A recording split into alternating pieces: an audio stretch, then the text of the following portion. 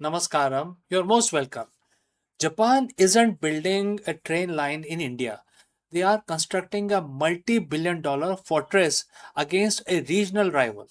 While the world sees high-speed rail, Tokyo is actually engineering a strategic geopolitical hedge to reshape the global balance of power. Is this an infrastructure project or a calculated soft power play for dominance? Let's go and explore this further. It is being called a flagship project. It is one of the most ambitious engineering feat in the history of Indian subcontinent. It's 508 kilometers high-speed rail line tearing through the landscape of Western India at a speed of 320 kilometers per hour. But if you look past the headlines about the faster commute and fancy trains, you'll find something much deeper. You'll see Japan isn't just building a train in India. They are betting billions, tens of billions on a geopolitical future that defines the 21st century. Why would Tokyo, a nation defined by its own perfectionist engineering, pour such massive capital into a foreign rail corridor? Is it just business or is it a strategic move to reshape the Indo Pacific? Today, we are going behind the scene of the Mumbai Ahmedabad High Speed Rail or MAHSR to understand why this isn't just a train, it's a geopolitical chess move. First, let's look at the sheer scale of the project. The Mumbai Ahmedabad high speed rail isn't just a railway line, it's an engineering marvel being built with Japanese Shinkansen technology. We're talking about a 508 kilometers of track, mostly elevated, cutting through Maharashtra, Gujarat, and the Union Territory of Dadar and Nagar Haveli. This project is the first of its kind in India to use the full span launching method for bridge construction, a technique that is significantly speed up the progress. And the challenges, what are the challenges? They are immense. From India's first ever undersea rail train to earthquake detection system, this is a masterclass in technology transfer. Japan didn't just sell the tech, they are training the workforce, setting the operational standards, and helping build the High Speed Rail Training Institute in Vadodara. It's a full package commitment. Now, why the obsession with this specific project? You have to look at the map. In the current geopolitical climate, the Indian Japanese partnership is one of the most critical relationship in Asia. Both nations are committed to a free and open Indo-Pacific. Japan's foreign policy is shifting. By anchoring their economic power in India, the world's most populous nation, Japan is creating a counterweight to the regional assertiveness in Asia. This is about building a resilient, rule based regional framework. When Prime Minister Takahashi and Prime Minister Modi label this as the flagship project, they aren't just talking about a train, they are signaling to the world that India and Japan are locked into a long term, deep, and unbreakable strategic alignment. It's not just about security, there is a massive economic incentive. Japan is looking to diversify its supply chains and find new massive markets for its expertise. India's Make in India initiative is a perfect playground for this. Japanese firms aren't just selling trains, they are entering a market that is hungry for infrastructure. During recent summit, the two nations set a goal to attract 10 trillion yen, that is roughly $68 billion in Japanese private investment in India over the next decade. This rail project acts as the signboard. If Japan can successfully build a bullet train system in India, they prove they can build anything in the world's most challenging market. The investment goes even further. Japan is heavily involved in northeastern region of India, supporting road networks, bridges, and disaster risk reduction. This is crucial for India, which is like a Act East policy, and it creates an industrial value chain connecting India directly to regional partners like BIMSTEC.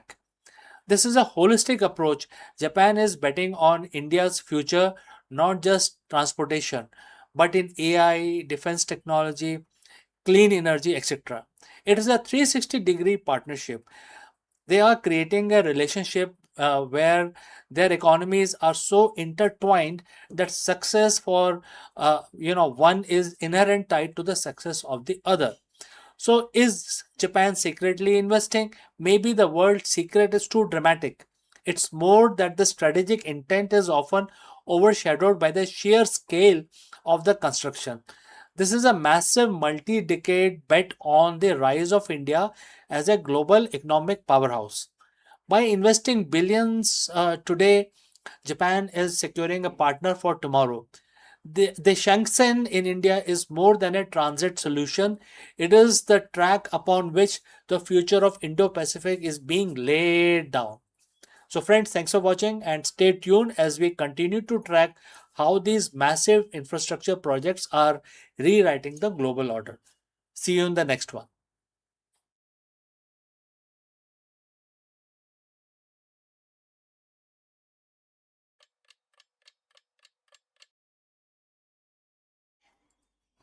Hello दोस्तों, नमस्कार। आप सबका स्वागत है। आज तो बृहस्पतिवार है और आज तारीख क्या है?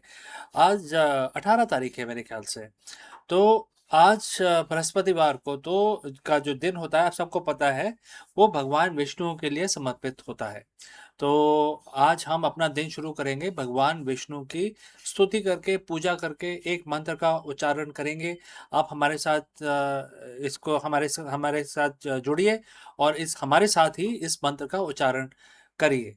ठीक है? तो आपको जैसे पता है कि मैं इस काउंटर का इस्तेमाल करता हूँ, जिससे हमें सहूलियत होती है। सिर्फ 11 दफ़ा करना है, बहुत जल्दी हो जाएगा। इससे भगवान का भी नमन हो जाता है और आपका दिन भी अच्छा निकलता है। चलिए हाथ जोड़ लीजिए। एक छोटा सा मंत्र हम भगवान विष्णु को समर्पित करते हुए, याद करते हुए, पूजा करते हुए हम करेंगे। तो चलिए हम शुरू करते हैं। ओम नमो भगवतु वासुदेवाय नमः। ओम नमो भगवते वासुदेवाय नमः। ओम नमो भगवते वासुदेवाय नमः। ओम नमो भगवते वासुदेवाय नमः। ओम नमो भगवते वासुदेवाय नमः। ओम नमो भगवते वासुदेवाय नमः। ओम नमो भगवते वासुदेवाय नमः। ओम नमो भगवते वासुदेवाय नमः। ओम नमो भगवते वासुदेवाय नमः। ओम नमो भगवते वासुदेवाय नमः। ओम नमो भगवते वासुदेवाय नमः। ओम नमो भगवते वासुदेवाय नमः। तो हमारी पूजा संपन्न हुई, हम अपना दिन शुरू कर सकते हैं। हमारे साथ जुड़ने के लिए बहुत बहुत धन्यवाद। आपका दिन शुभ हो। जल्दी मिलता हूँ दूसरे वीडियो में।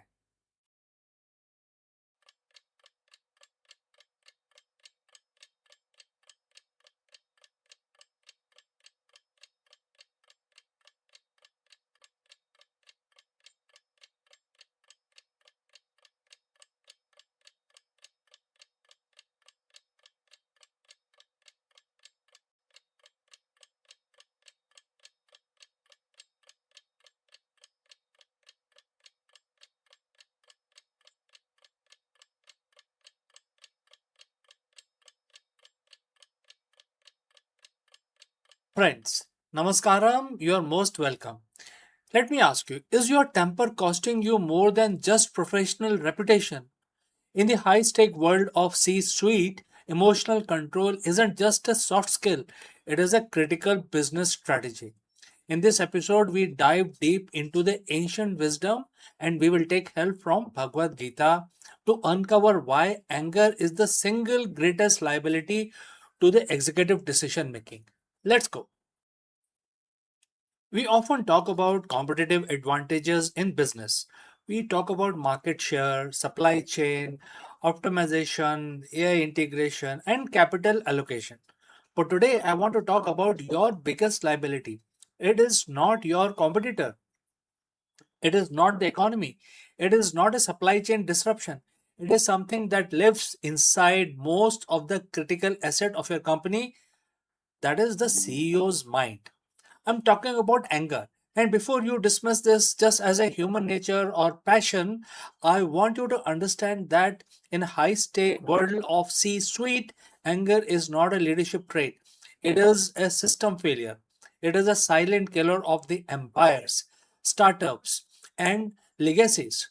Today, we are going to break down the science of why this happens using the timeless framework from Bhagavad Gita mentioned in chapter 2, verse 63, to understand why emotional control is the ultimate executive strategy. Now, let's look at the wisdom from the Gita, and the quote starts: Anger compound delusion. Delusion leads to loss of memory, which in turn destroys the power of discrimination. Loss of discrimination means loss of self and feeling to the material consciousness again. And the quote close. Let us now translate this into modern leadership language. The verse describes a specific sequential, chemical, and the psychological chain reaction. Anger compounds delusion. When you get angry, you stop seeing the world as it is, and start seeing it as a fear it to be. You create a false reality. Next is loss of memory. This is critical for a CEO. When you are angry, your mind shuts off access to your database, your experience, your past failures, your previous lessons, your long term strategy. You lose access to the very data you need to make the most appropriate and the right decision. Next is loss of discrimination. Discrimination here doesn't mean bias, it means discriminate, ability to tell the difference between a minor setback and a company ending crisis. Next is loss of self. You cease to be a leader you intend to be. You become a reactionary figurehead. This is an executive downfall spiral, and it happens faster than you think. Think about the last time you made a decision in anger. Maybe it was an email sent late at night. Maybe it was firing, that you later regret. Maybe it was an acquisition you pushed through because you wanted to win the negotiation rather than making a sound investment. In the boardroom, when you enter this delusion state, you lose the ability to see the objective truth. Your team stops bringing you bad news because they fear your reaction. Your culture shifts from innovation to survival.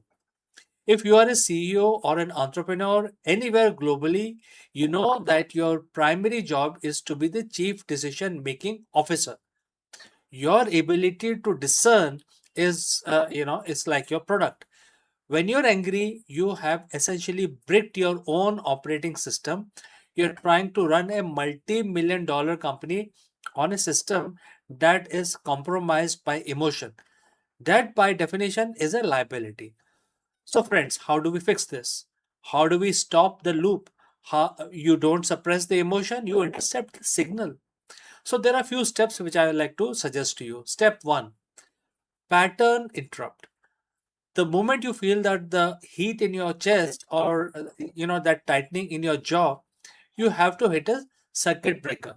Physically stand up, leave the room, step away from the screen.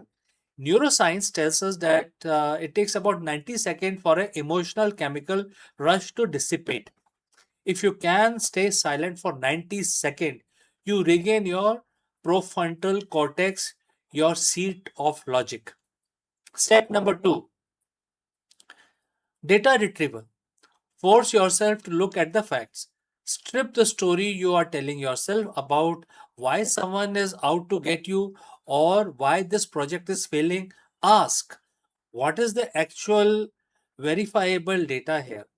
This reactive process reactivates the memory that the Gita mentions, the wisdom you have built over your career, over your experience.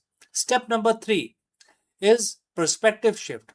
Ask yourself, will this matter in 5 years? Will you know?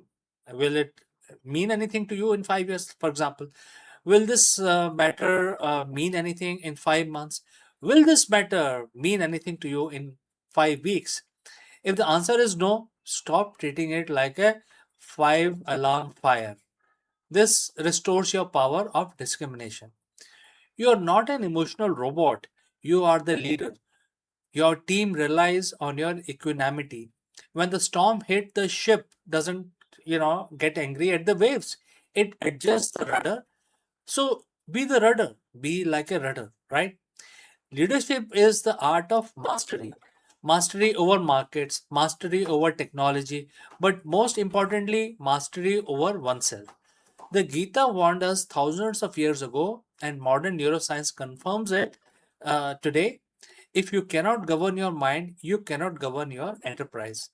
So, we believe that the integration of these ancient strategies with the modern technology is the key to the next generation of business success. Therefore, we bring these episodes to you every day. So, friends, if you found this breakdown helpful, hit that like button, share this with your fellow leaders who need to hear it. Don't let your emotions be your company's biggest liability. Keep your head clear, keep your strategy sharp, and you will see, the things will basically take a better turn. I will see you in the next one. My name is CK, and thanks for watching.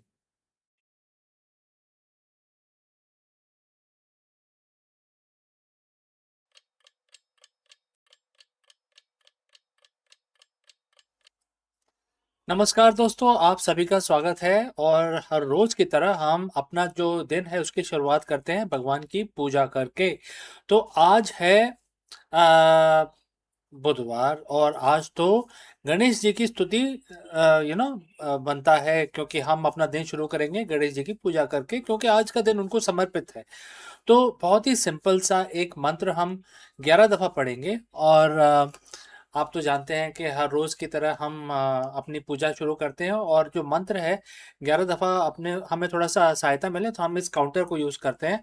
और इसमें ये बड़े आराम से हमें इसमें number आ जाते हैं स्क्रीन के ऊपर।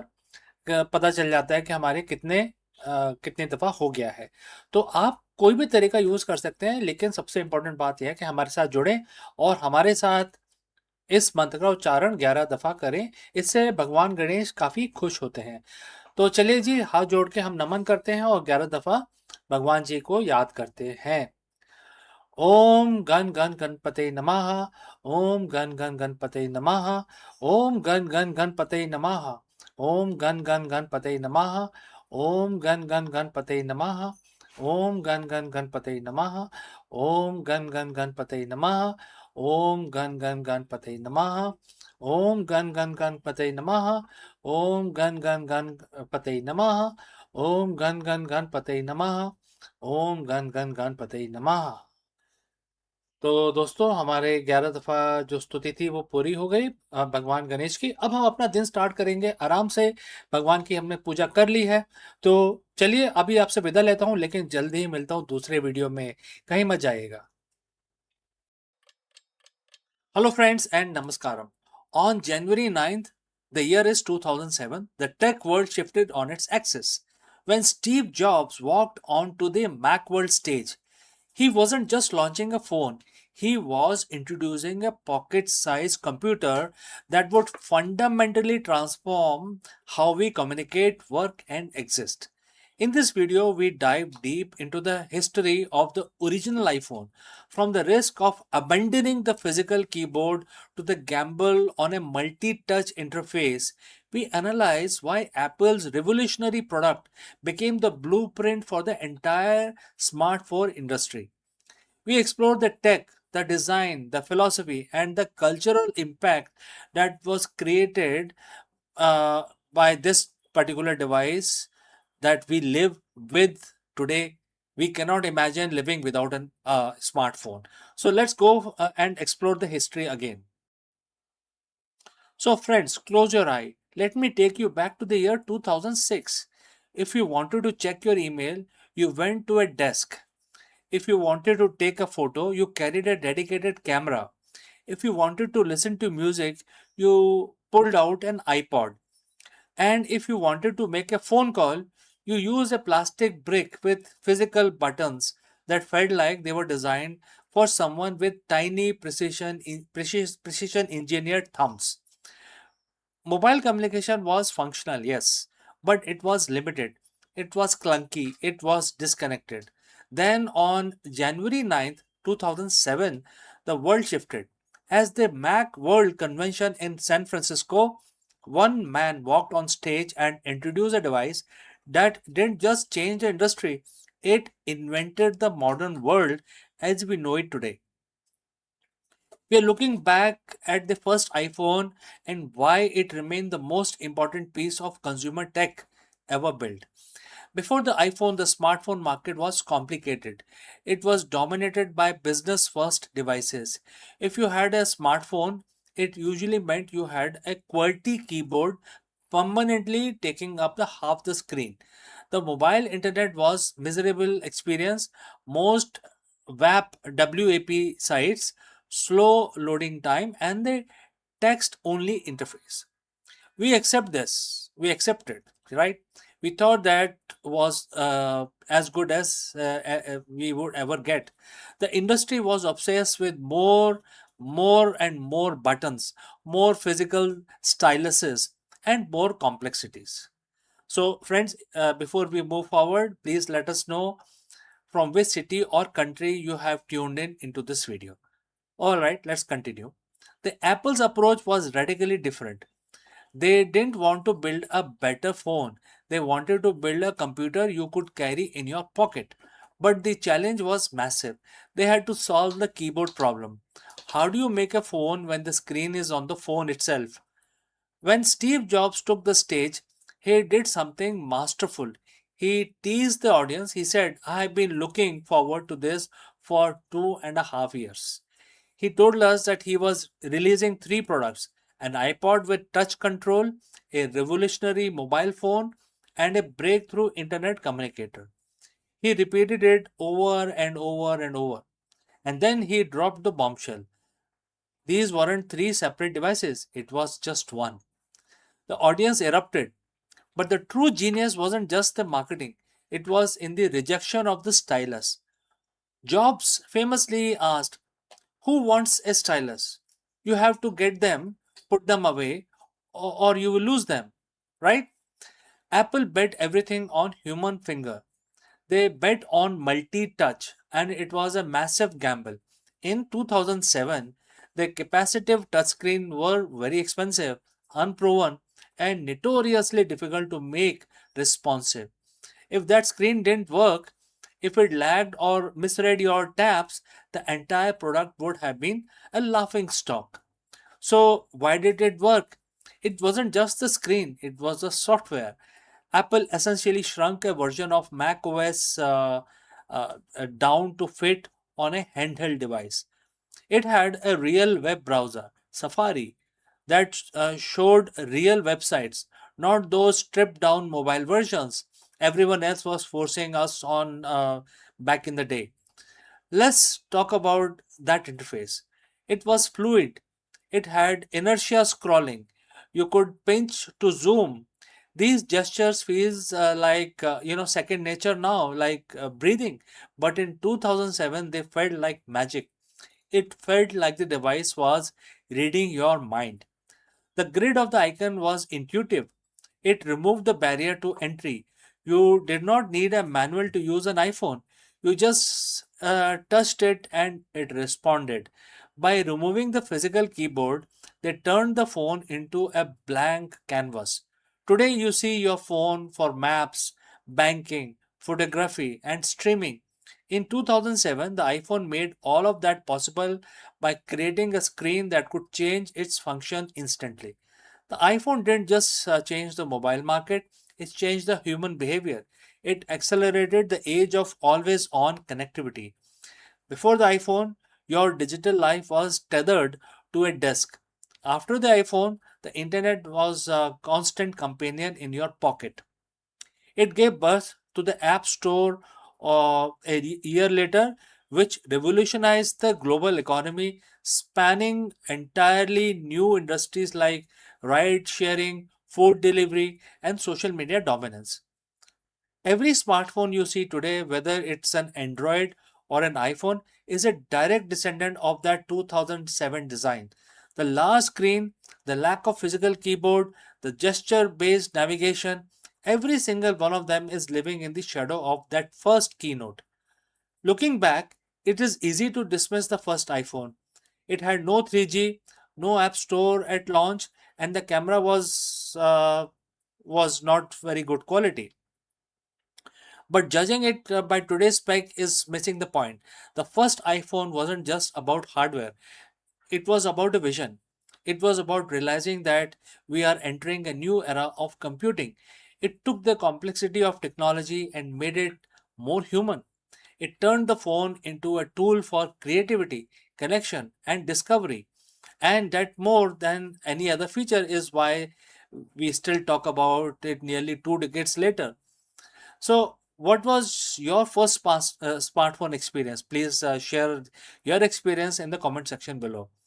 Did you make the jump to iPhone early or did you hold out for something else? Let me know in the comments below. Don't forget to like and subscribe for more deep dives into the tech that define our lives. Thanks for watching, and I will catch you again in the next one.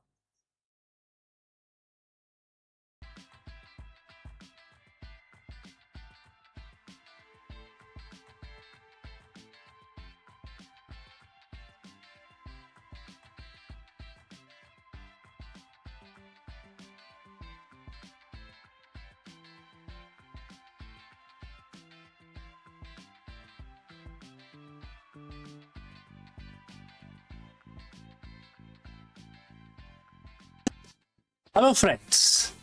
Ferrari has officially entered the electric era with an all-new Ferrari Luce. In this video, we take an exclusive first look at the Maranello's first fully electric car, a $640,000 four-door super sedan that challenges everything we thought we knew about the electric car performance. Can a battery-powered Ferrari still delivers that legendary prancing horse soul? Is the $640,000 price tag justified? We analyze how the Luce compares to the Puro Sangu and other luxury EVs, and why the Ferrari's move to electric is far more calculated than just chasing trends. Whether you are a die-hard V12 pursuit or an EV enthusiast, this is the most important Ferrari launch of the decade. Let's go and discuss this further. For decades, the name Ferrari has been the synonym with one thing: the raw scream of the combustion engine. From the legendary V12 to the high-strung V8s, Maranello defined the supercar felt like. You know what it really means to have a supercar. Therefore, people used to say that I own a Safari. But today, the history book has been rewritten. Ferrari has officially unveiled the Luce, their first ever fully electric vehicle. It's a bold $640,000 statement that they aren't just joining the EV race, they intend to lead it. But can a battery powered car truly captures the prancing horse soul? Today we are breaking down everything you need to know about the most controversial, technologically advanced and expensive car Ferrari has ever produced. So friends, if you reached this far, please inform us from which city you have tuned in and in which language you are watching this video. This will help us determine the reach of our channel. Alright, let's move ahead. Let's get straight to the numbers because they are staggering. The Luce is built on a dedicated EV platform housing a 122 kilowatt hour battery pack. This isn't just an engine swap. This is a ground up engineering. It features 4 electric motors, one for every wheel, producing a combined 1050 horsepower, 1000 horsepower. That's enough to propel this 5-seat Grand Tourer from 0 to 100 kilometers per hour in just 2.5 seconds. To put that in perspective, it is faster than V12 powered by Puro Sangue. The drive system is rear biased for that classic Ferrari handling feel, with the rear motors capable of putting down 843 horsepower on their own. And for those wondering about the range, it's rated for about 530 kilometers on a single charge. It's clearly built to be usable GT, not just a track toy. The biggest hurdle for an electric sports car is emotion. Without the roar of V12, where is the passion? Ferrari spent 5 years with 40,000 kilometers of testing to answer this question. Instead of playing a synthetic fake engine noise through speakers, Loose use an innovative amplified hum. They place a sensor on the rear axle to capture the actual mechanical vibration of the motor, which are then processed and amplified. It's meant to be an honest mechanical feedback loop that keeps the driver connected to the machine. It's not trying to be a gas engine, it is trying to be the most exciting electric car engine possible. So you might notice the design looks different, and therefore that's because Ferrari collaborated with Love from the design firm co-founded by former Apple design chief John Ivey. The Loose abandons the classic mid-engine proportion we are used to. It's a 4-door, 5-seat layout with a long wheelbase and a sloping roofline. Up front, you get a clean, full width lightning signature and an illuminated badge instead of a grille. The rear, however, keeps the classic 4 round taillight and aesthetic hidden behind a sleek black panel. It is minimalist, aerodynamic, and depending on who you ask, either a masterpiece of modern design or a massive departure from tradition. Let's step inside the Apple designed or Apple influenced, and therefore when you get in, it is undeniable. The cabin is minimalist, focusing on 12.5-inch OLED display that mimics analog dials. There is always a clever 10-inch infotainment screen that moves, so both the drivers and passenger can adjust it. Crucially, they have kept a physical toggle for key control, and for the first time ever, you can seat 5 people comfortably in a Ferrari. The rear doors are rear hinged, making accessible incredibly easy. A touch of the luxury that provides this car is meant to be driven every day. So the big question is it worth $640,000? The car isn't just about the specs, it's about Ferrari proving it can survive the electric transition without losing its prestige. It's the second most expensive car in their lineup, trailing only to the Extreme F80.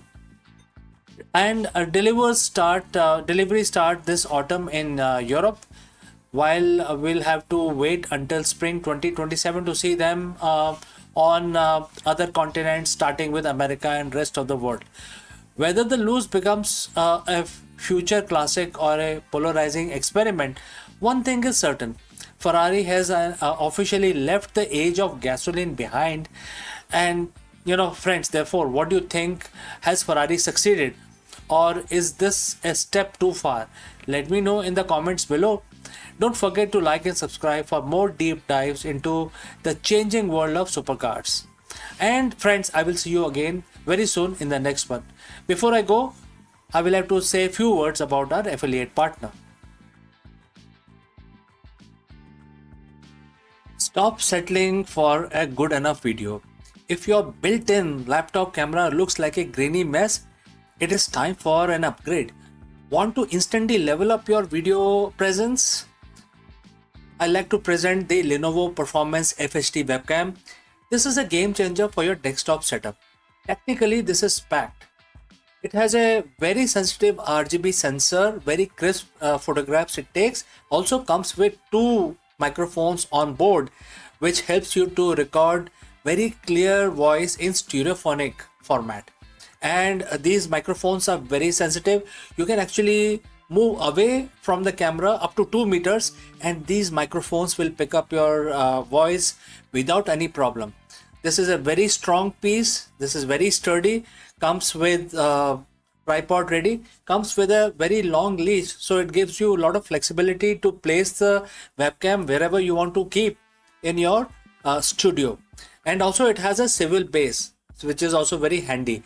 So if you want to basically level up your game and you want to pick up this camera at a discount, please click on the link here or scan the QR code. Now let's get back to our video.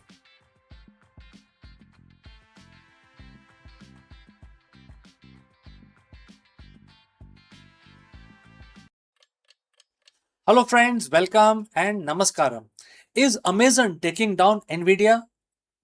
Well, Amazon just confirmed a massive shift in its hardware strategy, and it is not just for the cloud, it is coming for your living room too. In this video, we break down Amazon's latest move to develop custom in house silicon for its entire ecosystem. From the flagship Trinium AI chip meant to challenge Nvidia in a third party data center to breaking news about the custom processor coming to Kindle, Fire TV, and Echo devices in 2027. Amazon is betting big on the vertical integration to cutting cost and own its own AI stack. Let's explore this further. For years, Amazon has been the company that sold you everything from books to cloud computing power. But lately, they have been pivoting into role that put them in a direct competition with very giant that used to supply them. We are witnessing a fundamental shift in Amazon's DNA. The retail and the cloud giant is no longer content with being just a customer of a semiconductor industry. They are becoming the architect of their own hardware future. From the chip inside your Echo Shows to the massive processor training AI in AWS data centers, Amazon's secret weapon is officially out of the bag. Custom in house silicon. Today, we are breaking down why Amazon is making this massive bet, what it means for your Kindle, Fire TV, and why this strategy could reshape the AI landscape for the next decade. So, friends, if you've reached this far, please inform us from which city you have tuned in and in which language you're watching this video. This will help us determine the reach of our channel. Now, let us continue with our discussion and analysis. Let's start with why. Why would a retailer go through the immense billion-dollar trouble of designing their own microchip? The answer is simple: control, cost, and capacity. For years, companies like Amazon, Google, and Microsoft have been at the mercy of chip designers like Nvidia, Qualcomm, and Intel. When you rely on off the shelf hardware, you are playing by their rules, paying their margins, and dealing with their supply chain constraints.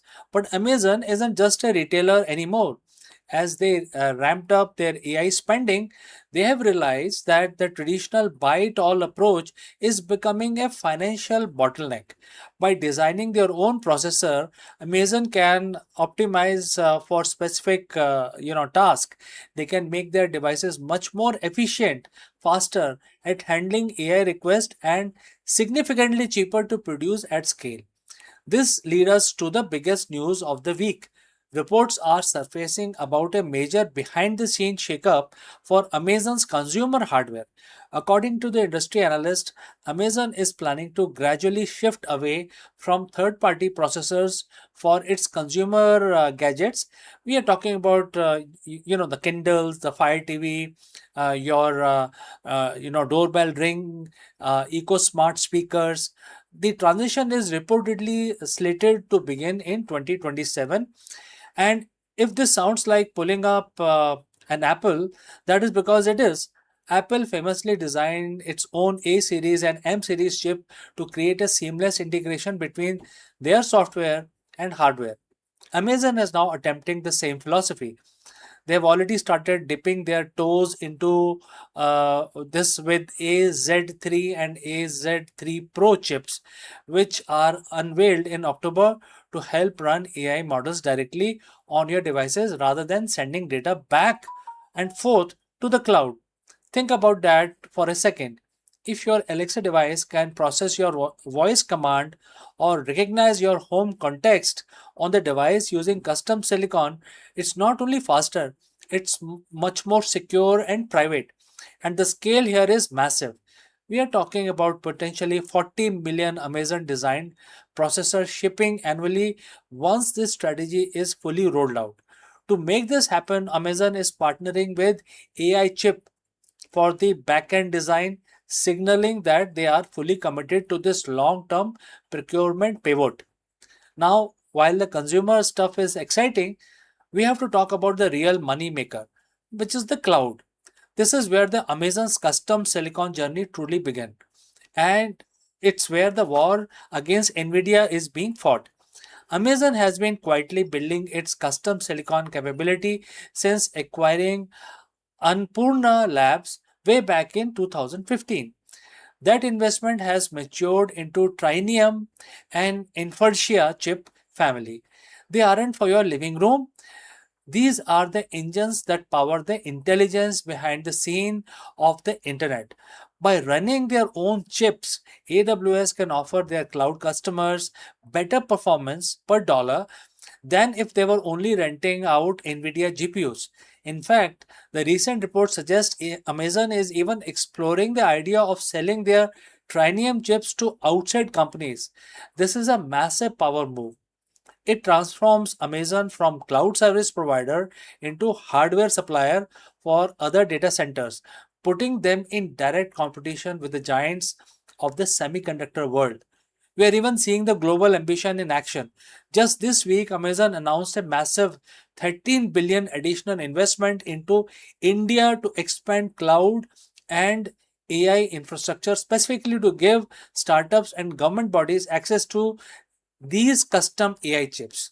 They aren't just building chips, they are building the physical infrastructure of the future digital economy across the entire nations. So, what does this actually mean for you and me, the average users? In short term, you might not notice a massive difference. Your next Kindle or your Fire TV isn't going to turn into a supercomputer overnight, but over time, you will likely see smarter, faster, and more private AI features that feel like they just work. And from a business perspective, this is Amazon way of protecting their bottom lines.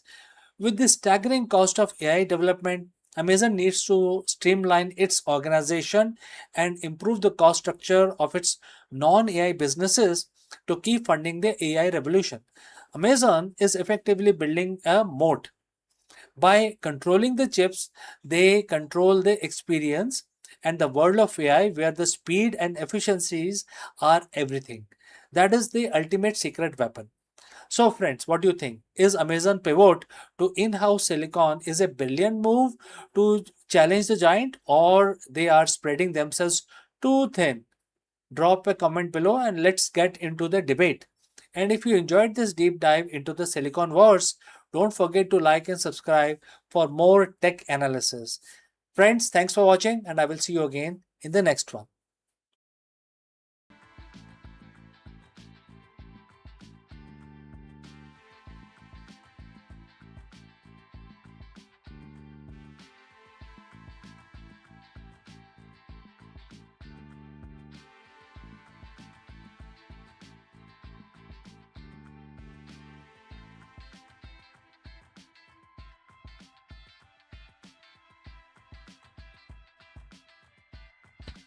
Hello, friends, and namaskar. Something very serious is happening in the automotive industry, more specifically with Honda. I'm sure all of us are Honda fan. Even if you're not Honda fan, then this information is still worthy for you to know. In a historic and shocking financial update, Honda Motors Corporation has just posted its first annual loss in nearly 70 years, reporting a staggering $9 billion deficit, which is equal to about 1.45 trillion yen in EV related charges. In this video, we dive deep into the collapse of Honda's aggressive EV only strategy and its sudden massive pivot back to hybrid technologies. Let us go and discuss this further. For nearly 70 years, Honda has been the gold standard of reliability. Since they first listed on the Tokyo Stock Exchange in the year 1957, they have survived oil crises, global recessions, and shifting consumer tastes without ever posting an annual net loss until now. On May 14th, 2026, the unthinkable happened. Honda Motors Company reported a staggering $9 billion loss tied to its aggressive push into electric vehicles. To put that in perspective, that is not just a bad year, that was a historic industry shaking reversal. Just 3 years ago, Honda was the poster child for all in EV movement. They pledged to stop selling gas cars entirely by 2040. They partnered with tech giants like Sony. They committed billions to massive battery plants in Ohio and Ontario. But today, those plans are in tatters. Projects are being cancelled. CEOs are taking pay cuts, and the EV surge that was supposed to carry Honda into the future has instead driven them into a $9 billion wall. Is this the end of Honda as we know it, or is it a master stroke of survival once again? So, friends, if you have reached this far, please inform us from which city you have tuned in and in which language you are watching this video. This will help us determine the reach of our channel. Alright, let's proceed further with our analysis. Today we are breaking down exactly what went wrong and the hybrid lifeline Honda is desperately grabbing to save itself. Let's look at the numbers because they are brutal. Honda operating loss for the fiscal year ending March 2026 was approximately 414 billion yen. For those of you following markets, that's a massive swing from 1.2 trillion yen profit they saw just a year earlier. Where does the money go? It wasn't because the people stopped buying Hondas. In fact, if you strip away the EV investment, their core business and motorcycles and the traditional engines was actually profitable. The $9 billion loss comes from the restructuring charges. And therefore, there are several things that Honda is forced to do. First is write-off. Honda spent billions of building molds, designing software-defined platforms, and setting up the production line for their new Zero Series EV. Number two is the cancellation. When they realized that the demand wasn't there, they had to walk away. They cancelled Honda Zero SUV and the Acura RSX EV. Third is the supply chain. Because they have already made deals with supplier, they now owe billions in compensation for parts they no longer want. And this is what the analysts call a software-defined reality check. Honda tried to build a smartphone on wheels to compete with Tesla's and Chinese brand like BYD, but they found they couldn't do it profitably. You might be asking why now? Why not 2 years ago? The answer lies in the perfect storm of politics and consumer behavior. In September 2025, the US landscape shifted dramatically. The second administration of President Donald Trump moved quickly to scrap EV tax credit. Suddenly, that $7,500 incentive that made an electric Honda look affordable was gone. At the same time, new tariffs on the imported part made building EV even more expensive. Honda's leadership admitted they misread the room. They expected the US market to stay EV hungry forever. Instead, consumers did something unexpected. They started buying hybrids in record numbers. Even more painful was the situation in China. Honda's official report was refreshingly honest and a bit sad.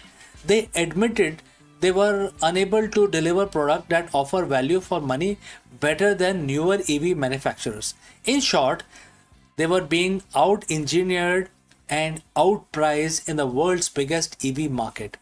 The most visible sign of this retreat is in North America.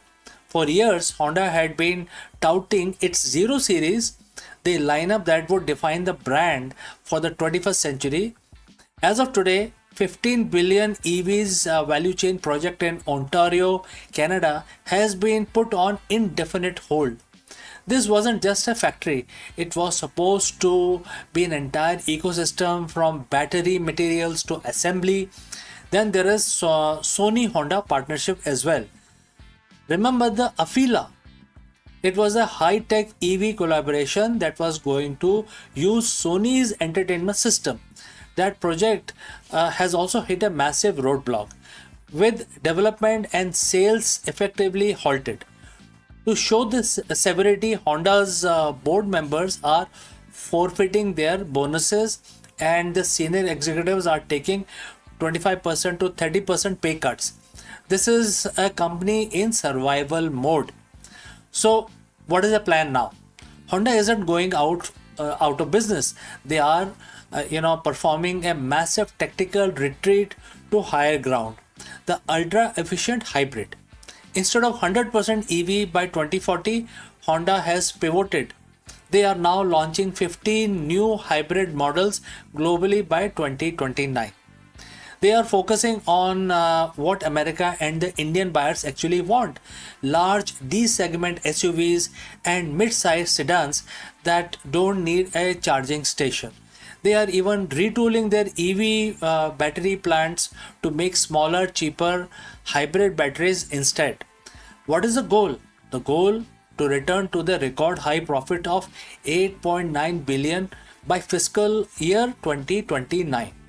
They are also leaning on their unsung heroes, the motorcycle division. While the car side was bleeding money, Honda's motorcycles, especially in India and Vietnam, are seeing massive growth.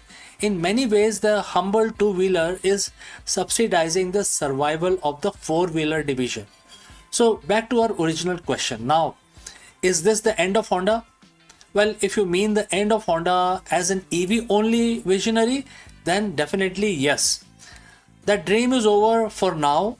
They have scrapped the targets, cancelled their projects, and paid 9 billion, sort of tuition fee to learn a hard lesson about the market reality. But as a car company, they might be their most important moment since 1957. By admitting they were wrong, by being the decisive CEO, and Honda is trying to reclaim its clarity among the total disruption. They are betting that the future isn't the surge of electric cars, but steady hybrid middle path. So friends, what do you think about this move? Is Honda being smart by retreating, or are they falling behind for good? Let me know in the comments below. Let me know what you feel. If you have any questions, please do not hesitate to send it across. I'm CK. Thanks for watching Akulmach World. I will catch you again in the next one. But before I go, a word about our affiliate partner. Stop settling for a good enough video. If your built-in laptop camera looks like a grainy mess, it is time for an upgrade. Want to instantly level up your video presence? I like to present the Lenovo Performance FHD webcam. This is a game changer for your desktop setup. Technically, this is packed.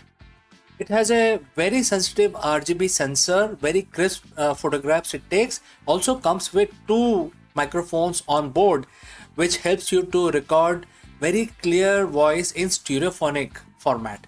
And these microphones are very sensitive. You can actually move away from the camera up to 2 meters, and these microphones will pick up your voice without any problem. This is a very strong piece. This is very sturdy. Comes with tripod ready. Comes with a very long leash, so it gives you a lot of flexibility to place the webcam wherever you want to keep in your studio. And also it has a swivel base, which is also very handy. So if you want to basically level up your game and you want to pick up this camera at a discount, please click on the link here or scan the QR code. Now let's get back to our video.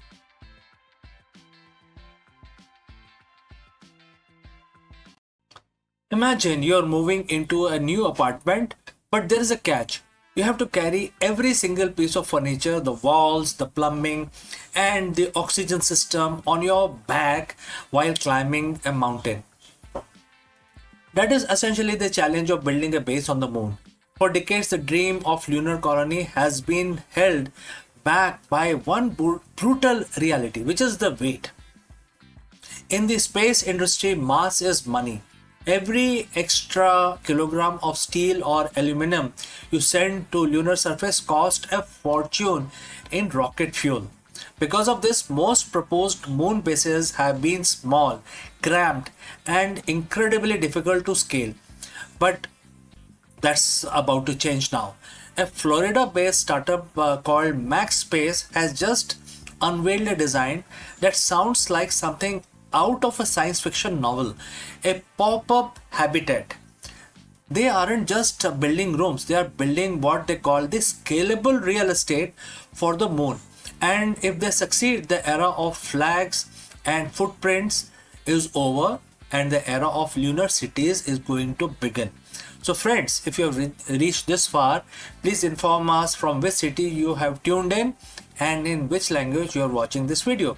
This will help us determine the reach of our channel. Alright, let's proceed further. So why is the max space important? They recently emerged from the stealth with a bold claim. They can provide most habitable volume for the lowest launch mass in history. In April 2026, the company unveiled a subscale version of their expandable habitat, proving that this isn't just a digital render, it's a physical hardware. Led by the co-founder Salim Mia and Aaron Kammer, MaxSpace is leveraging over 30 years of material science knowledge and what they call the practical readiness of the materials to solve the hardest problem in lunar exploration. The core idea is very simple. Instead of sending a rigid metal tube that is mostly empty space, you send a highly compressed, ultra strong fabric envelope. One of it hits the lunar surface, it pops up and expanding to 20 times its original stored volume. Think about that. One single SpaceX Falcon 9 rocket, a workhorse of the modern space flight, could theoretically launch a fully equipped habitat with 350 cubic meters of volume. To put that in perspective, that's about a third of the entire habitable volume of the International Space Station delivered in a single relatively cheap launch. Now, I know what you're thinking. Inflatable on the moon. Well, isn't that just a giant balloon waiting to pop? It's a very fair question. The lunar environment is a nightmare. Temperatures swing between 107 degrees in the sun to minus 153 in the shade. There is no atmosphere to stop micrometeorites, and radiation from solar flare can be lethal. But Max Space design isn't a balloon.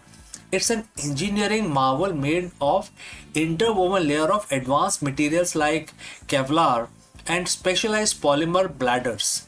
Why this is actually better than metal? There are several reasons, starting with the debris protection. This is the first reason. Rigid metal hull can actually shatter or spall when hit by a high speed space dust. Expandable layer absorbs the disperse the impact energy much like a bulletproof vest. Second is the radiation shielding. Because these habitats are so large, once expanded, they can be outfitted with internal shieldings or even covered with lunar regolith, which is the moon soil or moon dirt, whatever you want to call it, and that will create a massive radiation proof bunker. Number 3 is the mass to volume ratio. In a rigid module, the walls have to be thick enough to handle launch vibration and internal pressures. With an expandable, the walls are optimized for the pressure of the space, making them lighter and stronger per square inch. The company calls this scalable real estate because it allows for a modular approach. You don't just build one room, you link them together. You can have a pop-up lab, a pop-up greenhouse, and pop-up sleeping quarters, all connected by a pressurized tunnel. This news couldn't come at a better time. We are currently in the middle of Artemis era.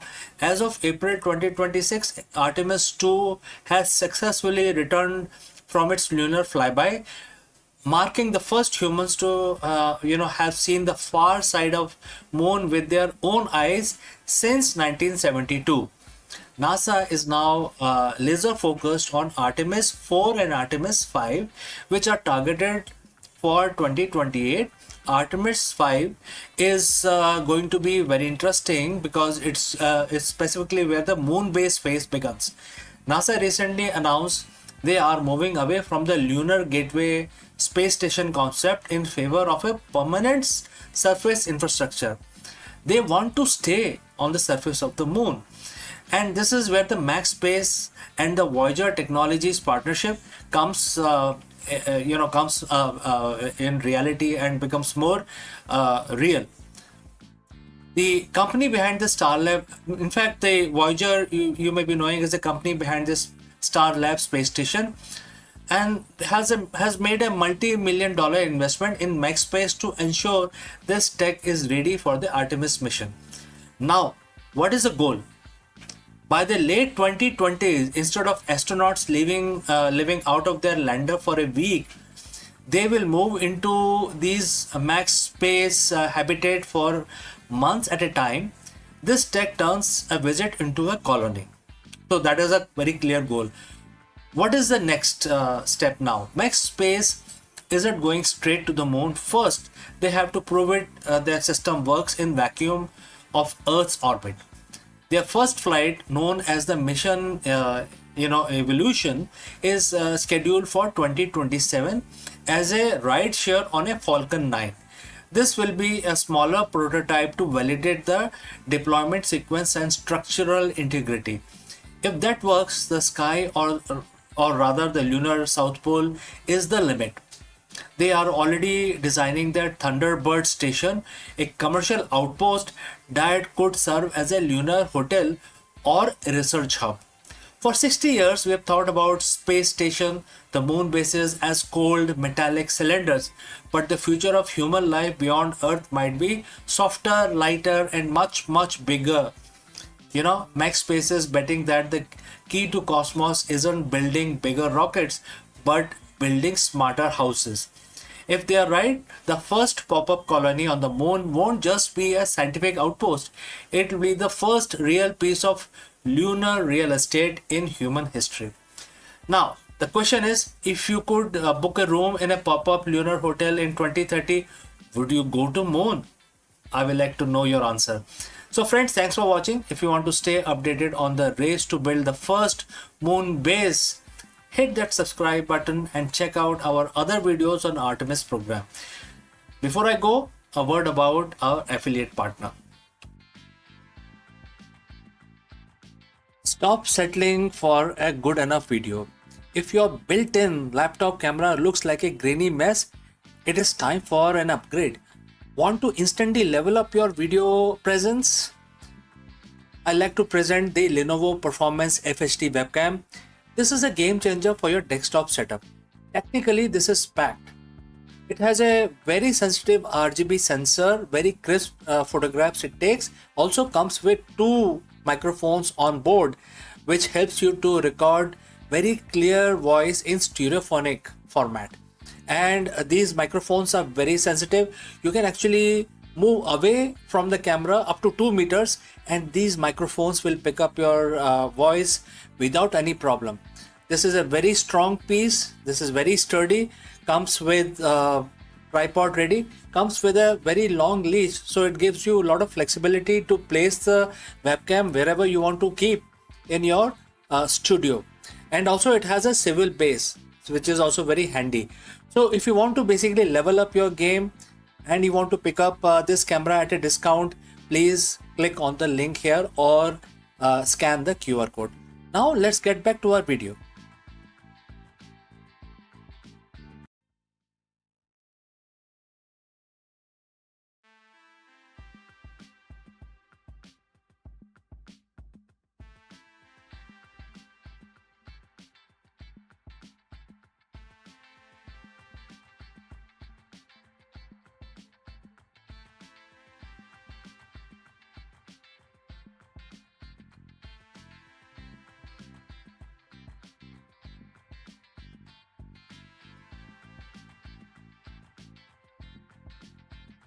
In the bustling city of Ujjain 15 centuries ago, a sage looked to the sky and saw not just stars but system, pattern that bound the heaven to the earth.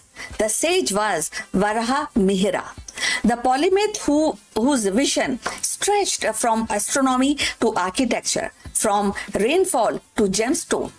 His encyclopedia, Brahat Samhita, was not just a book.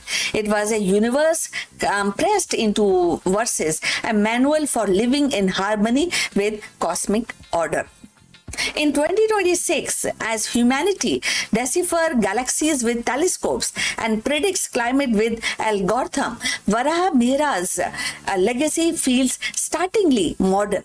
He reminds us that the science is not a silo but a synthesis, that wisdom lies in weaving together the disciplines, and the rhythm of cosmos still pulses through the choices we make on earth. So let's find out more about him.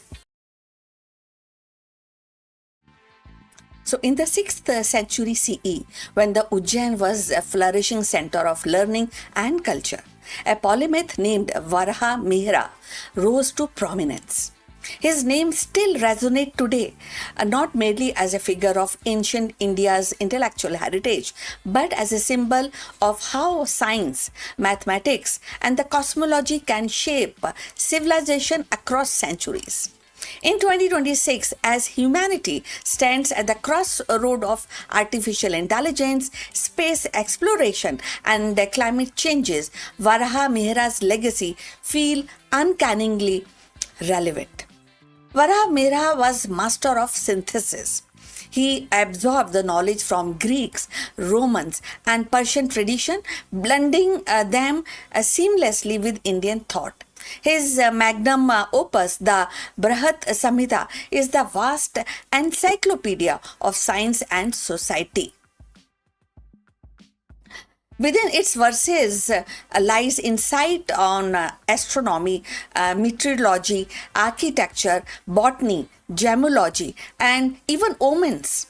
So it is not a single discipline text, but a panoramic vision of a knowledge and approach that mirrors today's interdisciplinary science, where the breakthrough often merge at the intersections of fields.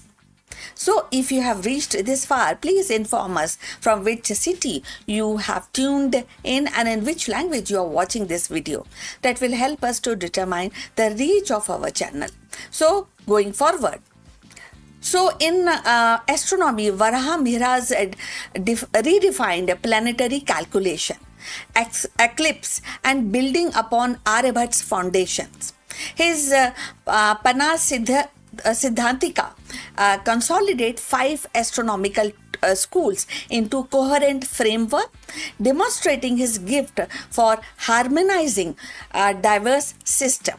In 2026, when global science thrives on collaboration across nations and culture, his work reminds us that the process is not about isolation but integration. Equally striking is his contribution to meteorology. Varaha Mihra's studied rainfall pattern, cloud formation, and the seasonal cycles, offering predictive model for agriculture. At a time when the climate change threatens the food security, his emphasis on observing the nature, aligning human activity with environmental rhythm feels like prophetic. So his vision suggests that the sustainability is not a modern invention but a timeless necessity. Varaha Mihra's also ventured into astrology, a discipline that today sit uneasily between science and belief. Yet even here his work reflects a deeper truth. The human desire is to find meaning in the cosmos. And in 2026, as AI models predict markets, weather, even the human behavior, the boundary between science and foresight blurs. Varaha Mihra's astrological writing reminds us that the prediction, whether through stars or algorithm, is ultimately about navigating uncertainty. So Mehra's most notable work was Brihat Samhita, an encyclopedia work on architecture, temples, planetary motions, eclipse, timekeeping, astrology, seasons and cloud formation, rainfall and agriculture, mathematics, gemology and perfume and many other topics. So his encyclopedic curiosity extended to practical sciences. He wrote on architecture, emphasizing proportion and harmony. On gemology, linking minerals to their properties, and on botany, cataloging the plants with medical and cultural use. His holistic approach resonates with today's push towards integrative knowledge, where the medicine, technology, and ecology must converge to solve the global crisis. What makes Varaha Mihra's is especially relevant in 2026 is his worldview. He did not see science as detached from the society. His texts weave together the cosmic and the earthly, the abstract and the practical. So, in an era where the AI, quantum physics risk becoming ultimate goal, his example urges us to keep science more human centric and rooted in the rhythm of life. Thus, Varaha Mihra's legacy is not confined to dusty manuscripts, and it is alive in every attempt to unify knowledge, to predict the unpredictable, and to align human progress with cosmic order. His voice echoes across centuries, reminding us that wisdom lies not in specialization alone, but in synthesis. So, as we sip espresso brewed by fluid dynamics, launch rocket guided by orbital mechanics, and train AI system on vast database, we are, in a sense, continuing the Varaha Mihra's project to see the universe as a web of interconnectedness truth.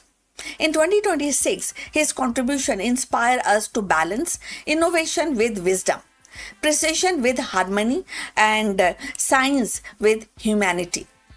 So, in the sweep of centuries, Varaha Mihra's voice still carries and reminding us that the knowledge is not a fragment but a fabric woven from the star, seasons, stones, and human endeavor. His encyclopedic vision is actually born in Ujjain's golden age, anticipated the very challenge we face in 2026. The need to unify disciplines, to respect nature's rhythm, and to balance the prediction with wisdom. As we harness AI, forecast climates, we walk a path he once traced in verses. Varaha Mihra's legacy is not a relic of past, but a compass for the future, urging us to see science as a bridge between cosmos and civilization.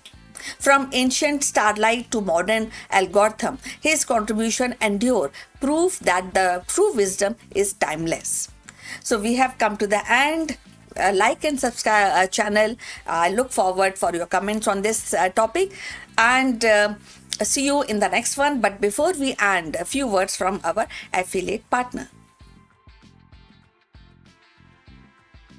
Stop settling for a good enough video. If your built-in laptop camera looks like a grainy mess, it is time for an upgrade. Want to instantly level up your video presence? I like to present the Lenovo Performance FHD webcam. This is a game changer for your desktop setup. Technically, this is packed. It has a very sensitive RGB sensor, very crisp photographs it takes. Also comes with two microphones on board, which helps you to record very clear voice in stereophonic format. And these microphones are very sensitive. You can actually move away from the camera up to 2 meters, and these microphones will pick up your voice without any problem. This is a very strong piece. This is very sturdy. Comes with tripod ready. Comes with a very long leash, so it gives you a lot of flexibility to place the webcam wherever you want to keep in your studio. And also it has a swivel base, which is also very handy. So if you want to basically level up your game and you want to pick up this camera at a discount, please click on the link here or scan the QR code. Now let's get back to our video.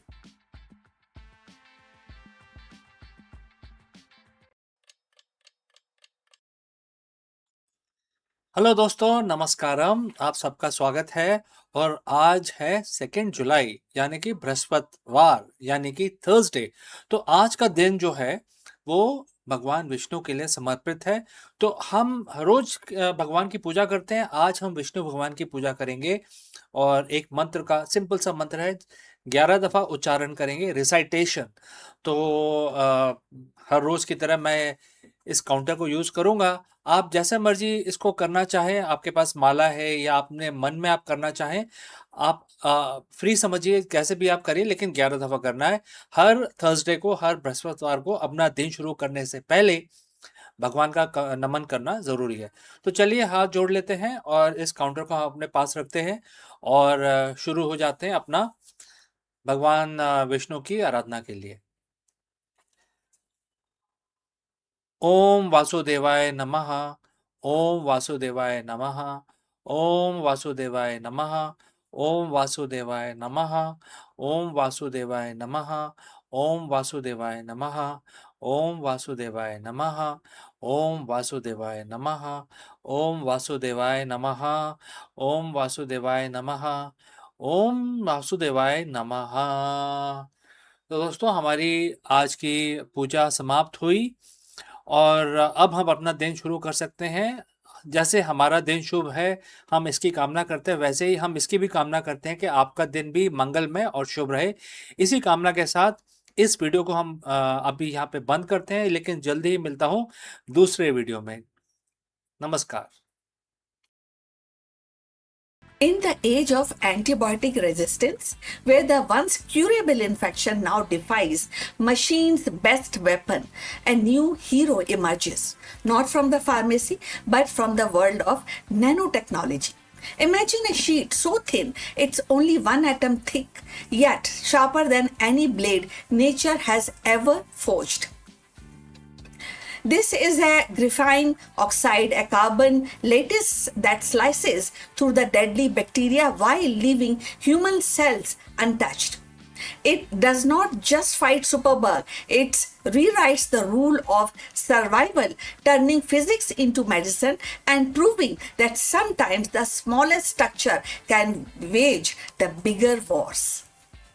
In the age of antibiotic resistance, where the once curable infection now defies machine's best weapon, a new hero emerges, not from the pharmacy, but from the world of nanotechnology.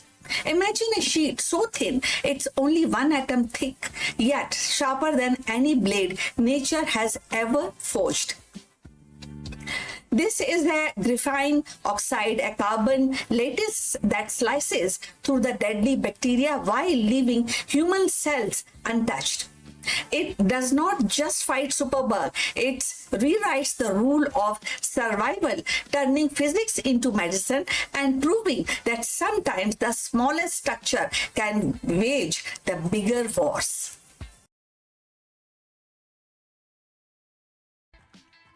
So, in the relentless battle between medicine and microbes, humanity faces formidable foe. Antibiotic resistance bacteria, often called as superbug, and these pathogens actually hardened by decades of overuse and misuse of antibiotics now evade the treatment that once subdued them with ease.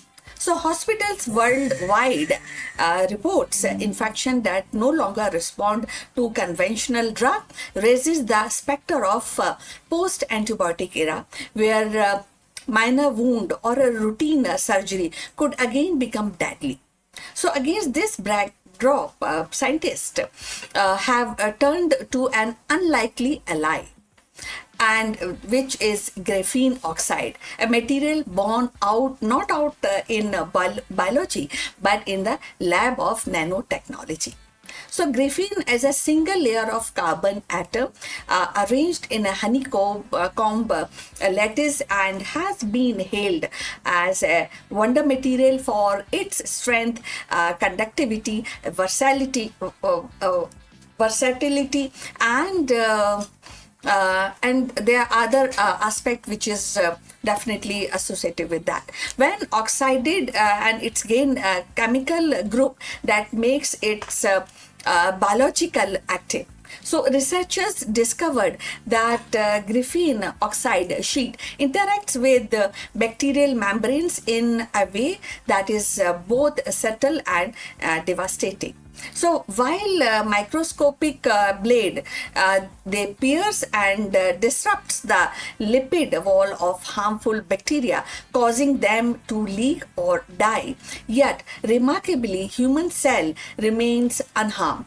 And the selectivity lies in the differences between bacterial and mammalian membranes, and this is very architectural of life, and that becomes the shield that protects us. So if you have reached this far, please inform us from which city you have tuned in and which language you are watching this video. So this will remind us and determine the reach of our channel. So this discovery is more than a lab curiosity. So it represents a paradigm shift in antimicrobial strategy. So unlike antibiotic, which targets specific biochemical pathway and can be actually outmaneuvered by mutations, graphene oxide attacks the physical integrity of bacteria. So resistance is in this way is far harder to evolve.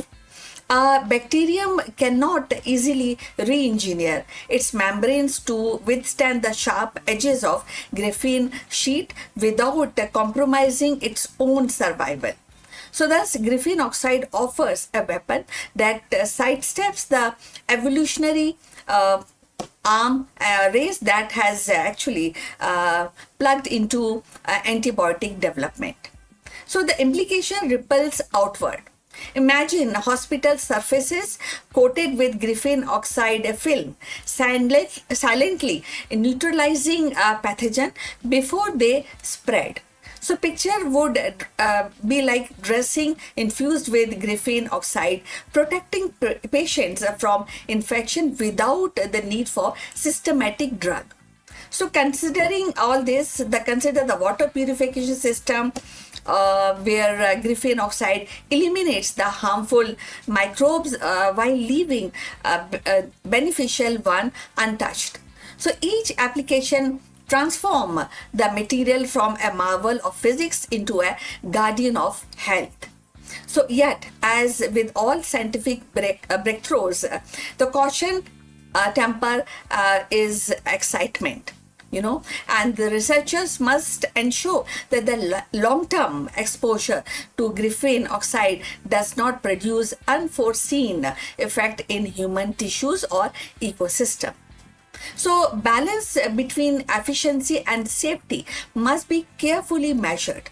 Moreover, the scaling production of graphene oxide to industrial level poses challenges in cost and sustainability. Promise is immense, but realization also requires meticulous engineering and ethical foresight. So philosophically, the rise of graphene oxide as a microbial slayer underscores a deeper truth. Solution of biological crisis may emerge from realm far beyond biology. A material once prized for electronics now stands at the frontier of medicine. So this coverage of disciplines, physics like chemistry and microbiology illustrates the interconnectedness of human knowledge. So in the lattice of carbon atoms, we glimpse not just strength and conductivity, but a new chapter in the story of survival. As superbug continues to threaten the modern medicine, graphene oxide offers hope that the tide can be turned. And it is not a kind of which is very powerful, but a powerful addition to our arsenal of medicines, of safeguarding the health. In its sharp edges and selective touches, we find a reminder that the innovation often lies at the boundaries of field waiting to be discovered. The fight against the superbug is far from over, but with graphene oxide, humanity may have found a material ally as a resilient and adaptable as life itself. So, in this war against the antibiotic resistance, graphene oxides stand as a chemical cure, but as also a material revolution.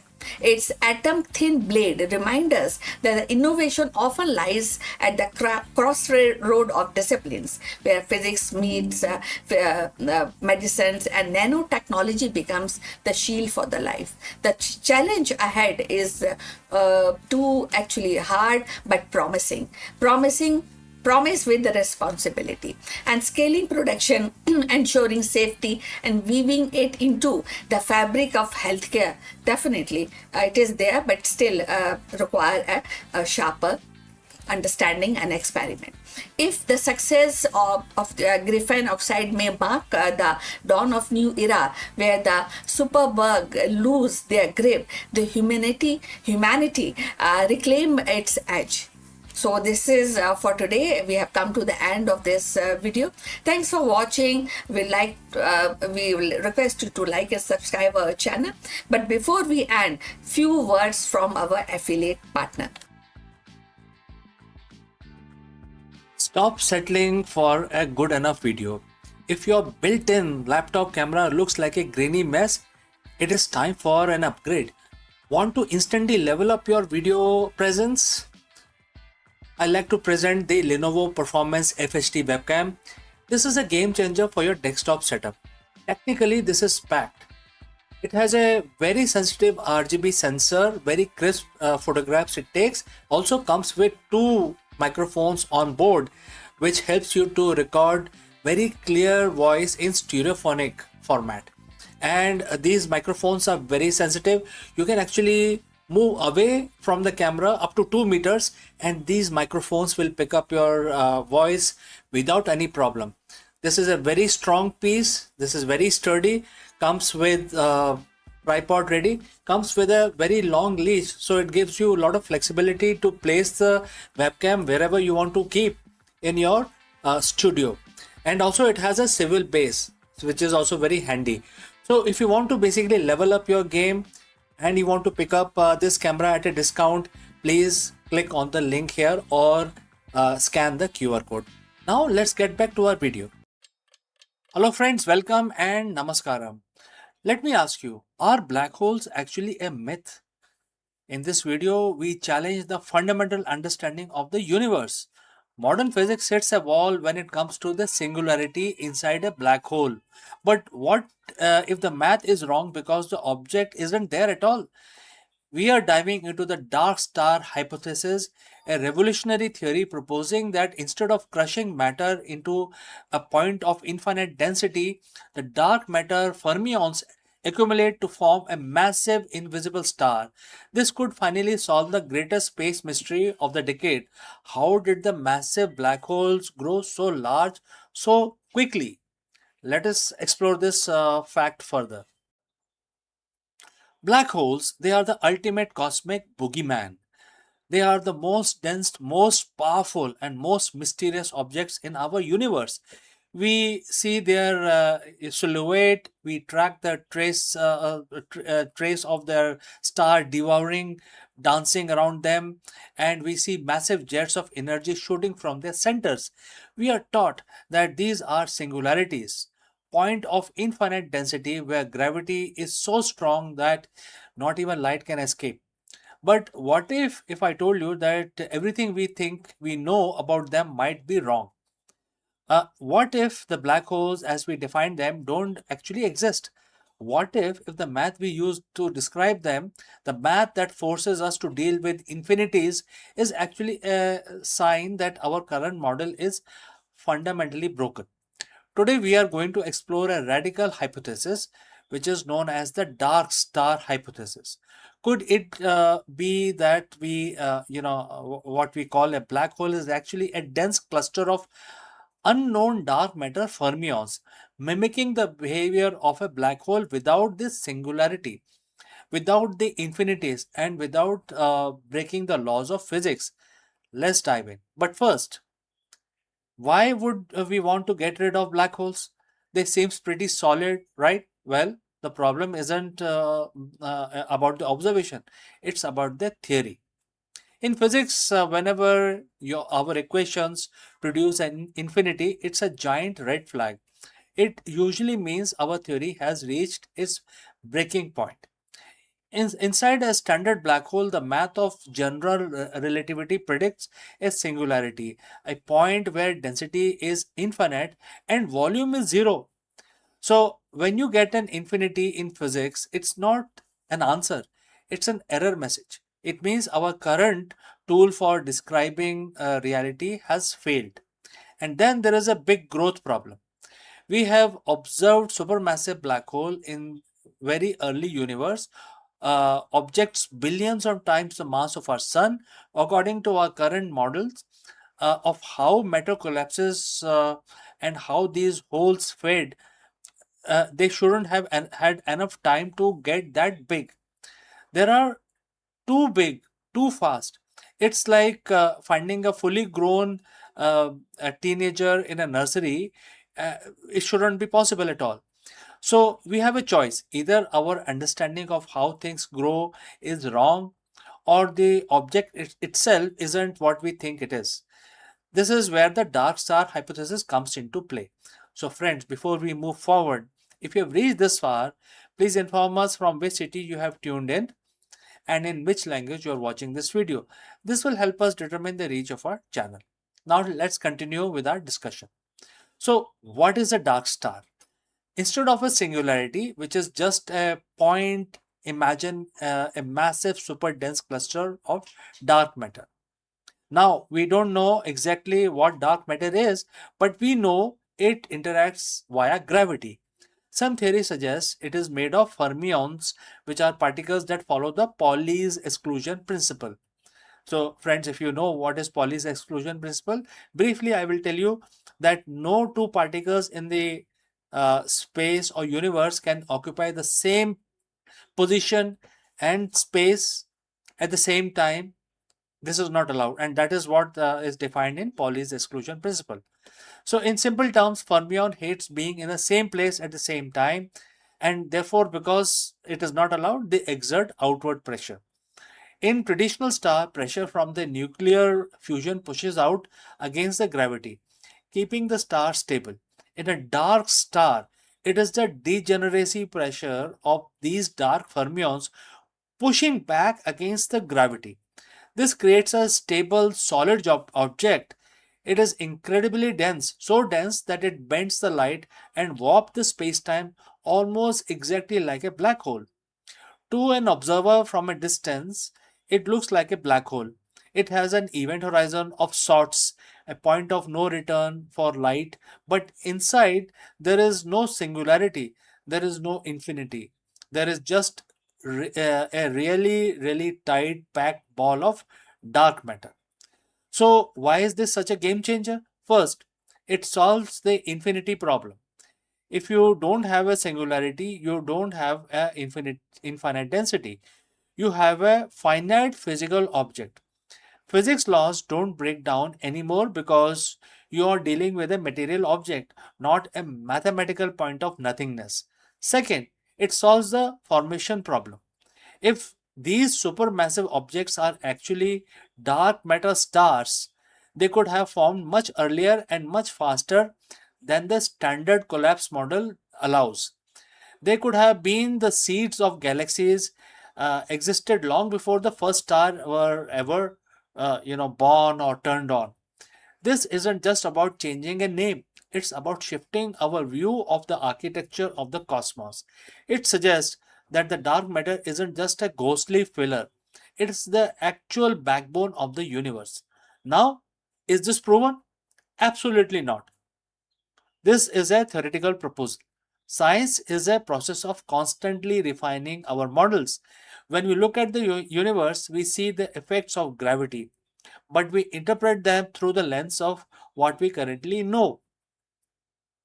If we keep finding that black holes model can't explain the early growth of the galaxies or the quantum mechanics, and gravity refuses to shake hands, we have to look for the alternative.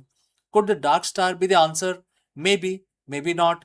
But the thrill of science isn't in having all the answers, it's in having the courage to ask, what if we were wrong?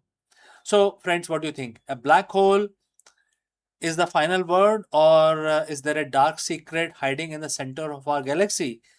Let me know your thoughts in the comments below, and don't forget to subscribe for more deep dives into the mysteries of the universe. Thanks for watching, and I will see you very soon again in the next one. Hello दोस्तों, नमस्कार। आप सबका स्वागत है। क्या आप एक CEO या बिजनेस लीडर हैं और हर दिन चुनौतियों का सामना कर रहे हैं? तो आप सही जगह पहुंचे हैं, क्योंकि इस वीडियो में हम भगवत गीता की सहायता लेंगे और आपके इस सिचुएशन का आंसर ढूंढने की कोशिश करेंगे। हम ये जानेंगे कि जो सीख मिलती है हमें भगवत गीता से, वो एक मंत्र युद्ध क्षेत्र में एप्लीकेबल ही नहीं है, बल्कि हर एंटरप्रेन्योर के लिए एक जीवन दर्शन है, जो आपकी टीम का नेतृत्व में करने में सहायता करता है। चाहे जीत हो या हार, एक लीडर को अपनी निष्ठा, कर्म पर कैसे निगाह रखनी चाहिए, हम इस वीडियो में सीखेंगे और इसके बारे में और डिस्कशन करेंगे। तो चलिए आगे बढ़ते हैं। तो दोस्तों, आजकल के दुनिया में, आजकल के परिप्रेक्ष्य में हम ऐसी एक रेस में हैं जहां जीतना ही सब कुछ है, जीतना ही अनिवार्य है। एक सीईओ के तौर पे आप हर सुबह एक नई चुनौती, एक नए संकट और एक नए डर के साथ उठते हैं। क्या ये मर्जर काम आएगा? मार्केट शेयर बढ़ेगा? क्या मेरी टीम परफॉर्म करेगी? हम सब अक्सर एक तनाव में जीते हैं। अगर मैं हार गया तो क्या होगा? अगर ये डिसीजन गलत हो गया तो क्या होगा? लेकिन आज मैं आपके साथ बिजनेस का एक ऐसा सीक्रेट कोड शेयर करने वाला हूँ, जो 5000 साल पहले महाभारत के रण क्षेत्र में दिया गया था। ये सिर्फ एक श्लोक ही नहीं, एक आधुनिक कॉर्पोरेट जगत का सबसे बड़ा रिस्क मैनेजमेंट टूल है। ध्यान से सुनिएगा। आज हम चर्चा करेंगे भगवत गीता के अध्याय 2, श्लोक 37, चैप्टर 2, वर्स 37 की। और इस श्लोक आपको सिखाएगा कि कैसे विन विन माइंडसेट के साथ आप अपनी कंपनी और अपने जीवन को लीड कर सकते हैं। तो आइए पहले श्लोक को हम पढ़ लेते हैं।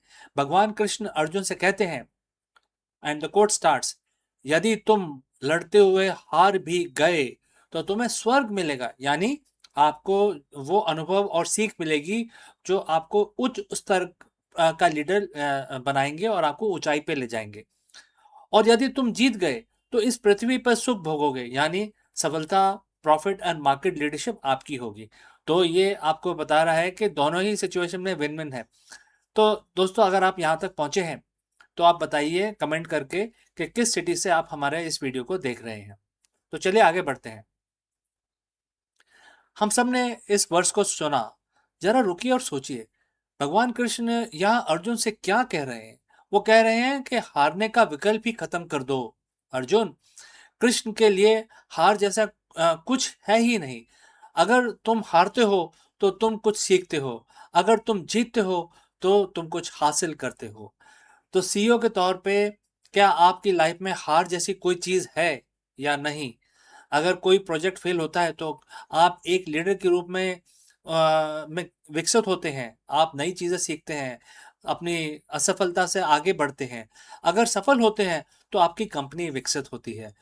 तो इस श्लोक में हम हमें अपनी कॉर्पोरेट लाइफ के को कैसे लागू करें, किस तरह से अपना माइंडसेट करें, इस चीज की हमें सीख दी गई है। तो इसमें मुख्य हमें क्या सीख मिल रही है? नंबर 1 इज डर का अंत। जब आप स्वीकार कर लेते हैं कि सीखना भी एक जीत है, तो डर खत्म हो जाता है। एक सीईओ को जो डर में फैसला लेता है, वो कभी बड़े रिस्क नहीं ले पाता। तो गीता आपको सिखाती है कि रिस्क लेना ही आपका धर्म है। नंबर 2, परिणाम से डिटैचमेंट। डिटैचमेंट जो आउटकम है, जो रिजल्ट है, उससे डिटैच हो जाइए आप।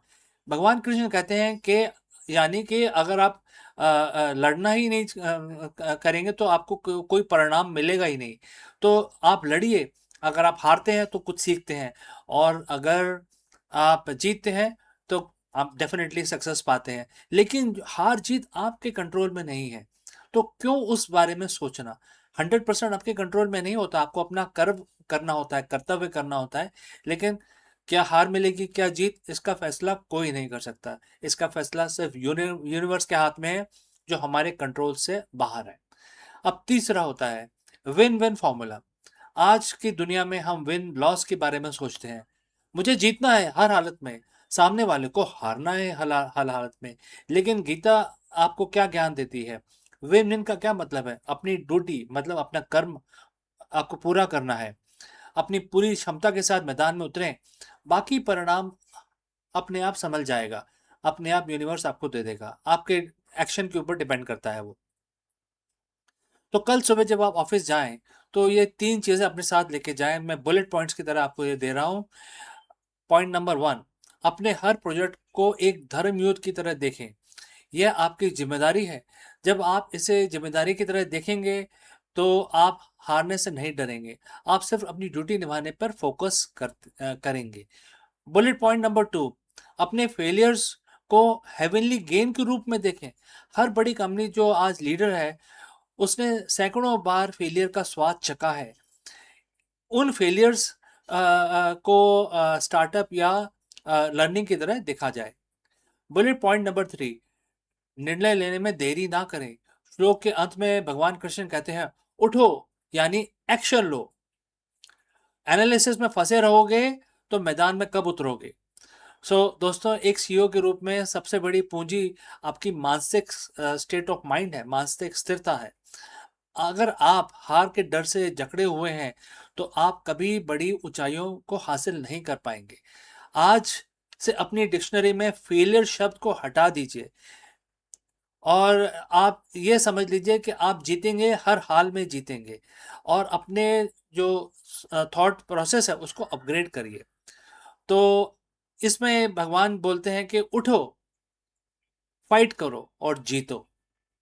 अगर आपको यह विन विन श्लोक का जो इम्प्लीमेंटेशन है बिजनेस फील्ड में अगर पसंद आया है तो कमेंट करके ये लिखें कि मैं तैयार हूं, और हाँ मैं तैयार हूं, ये कमेंट करके आप मेरे पास भेजें। और अगर आपको लगता है कि ये गीता का ज्ञान बिजनेस में उतारने के लिए आप और डिटेल चाहते हैं तो जरूर हमसे संपर्क करें। My name is CK. जल्दी ही मिलता हूं दूसरी सीख लेके आपके साथ। तब तक उठो, लड़ो और जीतो। धन्यवाद।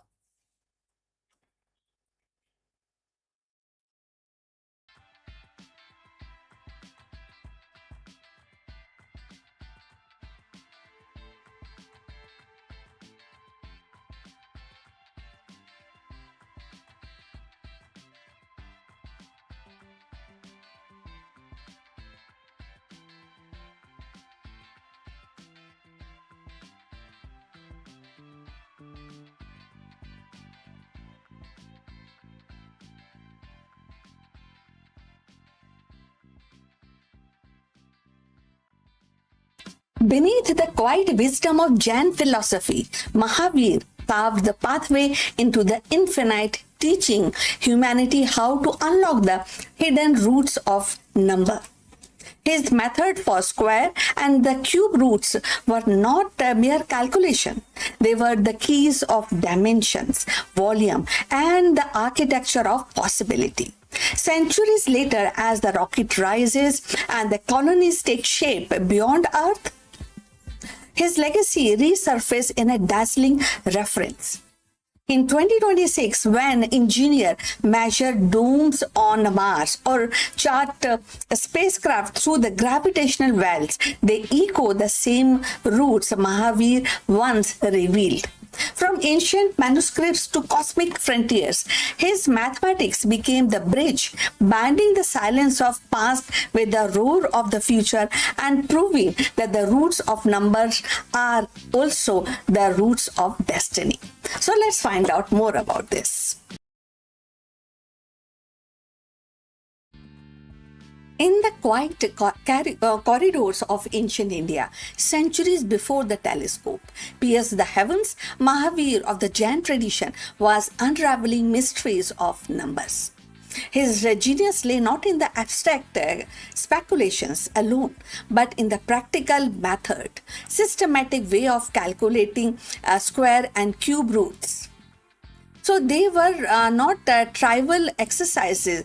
They were the foundation upon which the civilization could build a precise architecture, measure land, and navigate the complexities of trade. Yet, in 2026, his legacy stretched far beyond the earthbound. It reaches into the cosmos where the humanities now dream of settlement among the stars. The square root and the cube roots are more than a mathematical curiosities. They are the language of geometry. They are the key to understand the volume, trajectories, and the hidden harmonies of space. Mahavir's method, refined in his treatise, offered clarity in the age when the numbers are still being tamed. So today, as the spacecraft plot course through the gravitational wells, or the engineer design habitat on Mars or moons or of Jupiter's, the same principle echo. The calculating the cube root of the volume is no different in the essence when the determining the dimensions of pressurized dome on Europa. The maths of Mahavir became the mathematics of survival. So, if you have reached this far, please inform us from which city you are tuned in and in which language you are watching this video. This will help us to determine the reach of our channel. So, moving forward on this interesting details about Mahavir and his mathematics. So in 2026, space exploration is no longer a domain of few nations. It is a collective human endeavor. Private companies, international collaborations, and the AI-driven research coverage to push the boundaries. And at the heart of every trajectory, every orbital calculation lies the need to extract roots, to balance the equation, to tame the infinity into unusable form. So Mahavir's contribution reminds us that the tools we wield today are not inventions of present alone, but are inheritance from mind that saw the order in the chaos centuries ago. So consider the cube root, the silent architect of a three-dimensional understanding. For Mahavir, it was a way to measure the unseen, to give form to the intangible. For space settler, it is the measure of oxygen tanks and the volume of hydroponic chambers and the capacity of a spacecraft fuel cell. So without such calculation, the dreams of living beyond Earth collapse into fantasy. With them, it becomes the engineering. Mahavir's roots are the root of possibilities. But beyond the technical lies the philosophical also. Now, the Jain thought, with its emphasis on non-violence and multiplicity of viewpoints and the cosmic order, offers a moral compass for faring humanity. As we extend settlement into the alien world, the question is not only how we calculate, but how we coexist. So going forward, with coexist with each other. With ecosystem we may encounter, with the responsibilities of stewardship. Mahavir's mathematics was born of worldview that sought harmony, and in 2026 harmony is vital as propulsions. The story of Mahavir is not confined to the dusty manuscript. It is alive. It is in the algorithm guiding the rovers, in the simulations of planetary bases, in the AI models of predicting cosmic weather.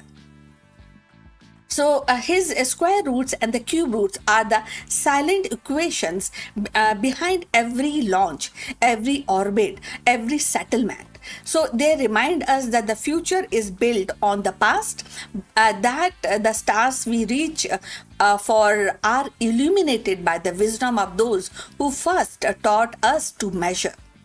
So, as humanity prepares to plant its flag beneath the twin suns or the Martian soil, Mahavir's legacy whisper through the numbers that the roots are not merely calculation but pathways from earth to sky, from ancient thoughts to futuristic settlement.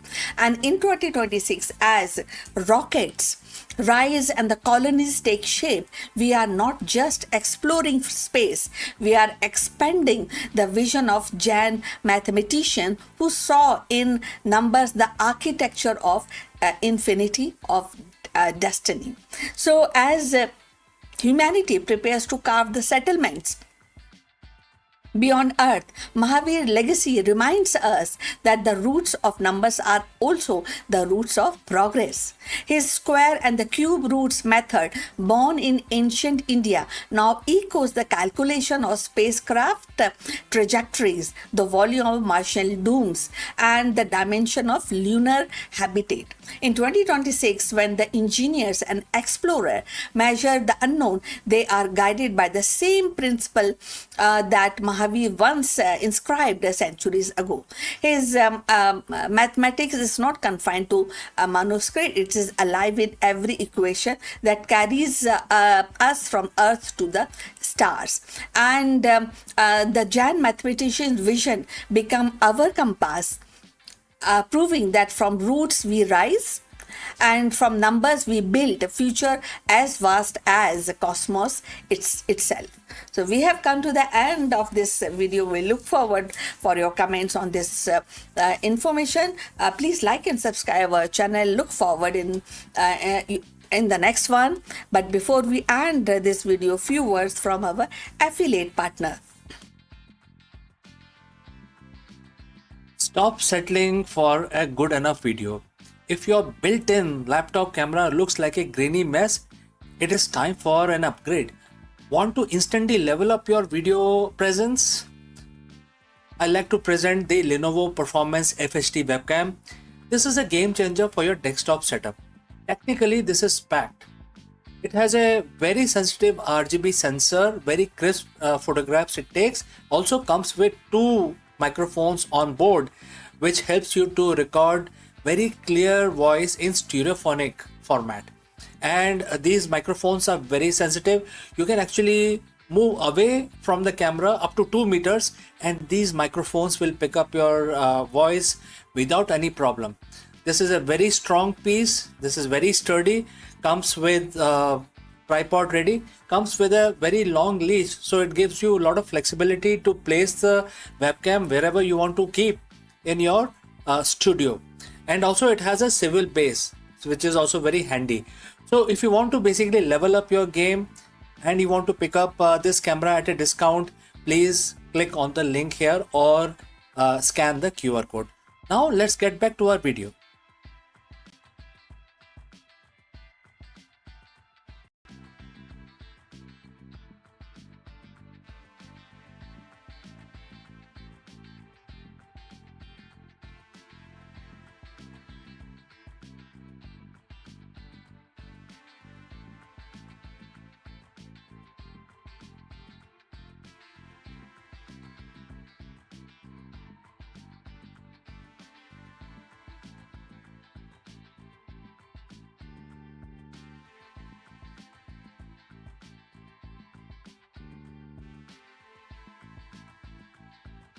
Long before silicon chips and rocket engines, India's rishis and scholars were sketching the blueprint of science in verses and in logic. From Pingla's binary rhythm to Aryabhat's celestial equation, their insight became the hidden code of modern progress. What we call algorithm, astronomy, rocket science. Today, and were once seeds planted in the fertile soil of ancient wisdom in India. To revisit their contribution, we should understand that it is not just a history, it is a reminder that the future was imagined centuries ago, and that we are still living in their unfolding vision. So let's find out more. In the quiet corridor of ancient Indian thoughts, Pingla stands as a mathematician sage whose vision stretched far beyond his time. Living around the 3rd, 2nd century BC, he composed the Chandra Shastra, a trusty in Sanskrit parody. At first glance, it was a study of poetic meters, but hidden within its verses lay a revolutionary idea. The earliest known description of binary numbers and combinational patterns. And in his hands, poetry became the mathematics, and the mathematics became a language of code. So Pingla's binary system was simple yet profound. So he represented sequences of long and short syllables, and using marks, and that correspond to what we call today 1 and 0. This was not merely a poetic device, it was a seed of digital logic. Centuries later, the same binary framework would become the foundation of computer science, coding language, and the algorithm that drives artificial intelligence. And in 2026, every smartphone, rocket guidance system, and the quantum processor hums with the rhythm of Pingla's insight.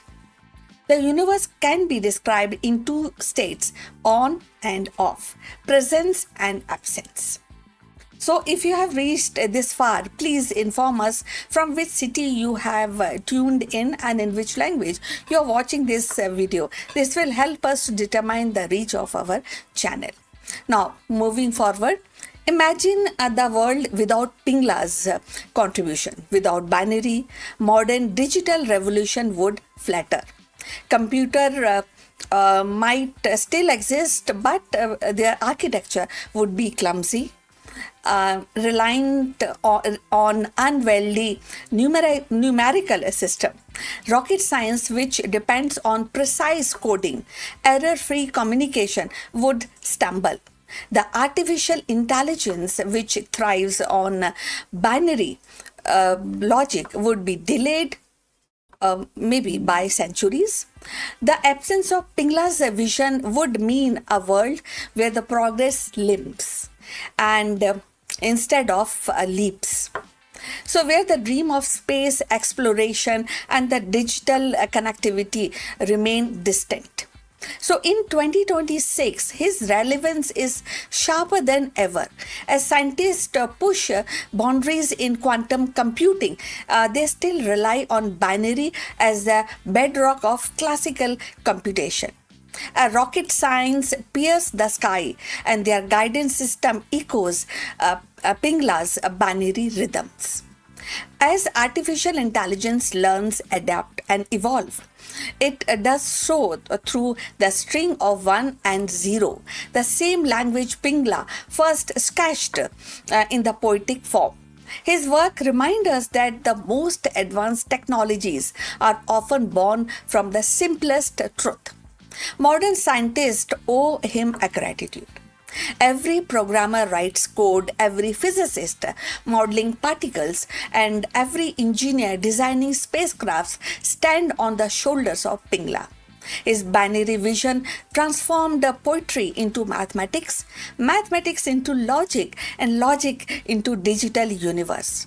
To thank him is to acknowledge that the progress is not only building in the labs or observatories, but also in the mind of sage who saw pattern in verses, numbers in rhythm. Pingla's legacy is reminded that the science is not bound to by any time. His binary system, conceived in an age of oral tradition, poetic recitation, and now drive the engines of rocket science and the algorithm of artificial intelligence. In every line of code, in every rocket launch, in every digital heartbeat of 2026, Pingla's voice resonates. He showed us that the simplicity is the key to infinity. And that form two symbol, one and zero, the universe of knowledge can unfold. So, the legacy of India's ancient scientists is not confined to dusty manuscripts or forgotten verses. It is actually pulses through every circuit, every rocket launch, every equation written today. Without their vision, the binary code of Pingla, the celestial map of Aryabhat, or the medicinal insight of Charak, our modern world would be poorer. And their wisdom remind us that the progress is not born in isolation, but carried forward by generation who dare to imagine beyond their age.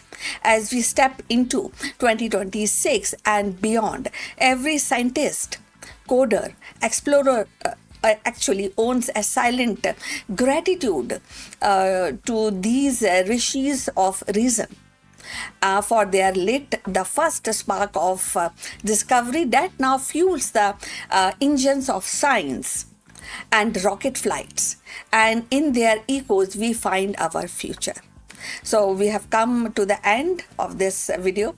Look forward for your comment on this subject. And please like and subscribe our channel, and we'll see you in the next one. But before we end, few words from our affiliate partner. Stop settling for a good enough video. If your built-in laptop camera looks like a grainy mess, it is time for an upgrade. Want to instantly level up your video presence? I like to present the Lenovo Performance FHD webcam. This is a game changer for your desktop setup. Technically, this is packed.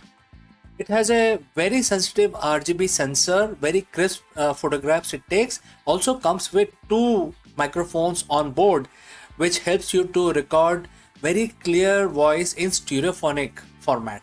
And these microphones are very sensitive. You can actually move away from the camera up to 2 meters, and these microphones will pick up your voice without any problem. This is a very strong piece. This is very sturdy.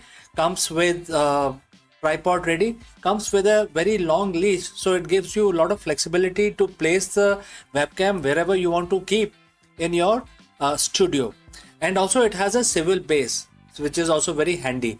So if you want to basically level up your game and you want to pick up this camera at a discount, please click on the link here or scan the QR code. Now let's get back to our video.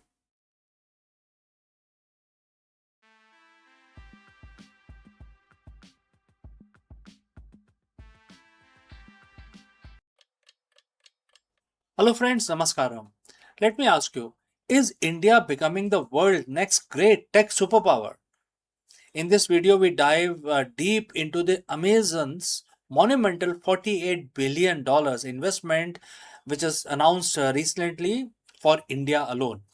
Following a landmark meeting between Amazon CEO Andy Jassy and Prime Minister Narendra Modi, the tech giant has officially committed to massive capital injection between 2026 and 2030.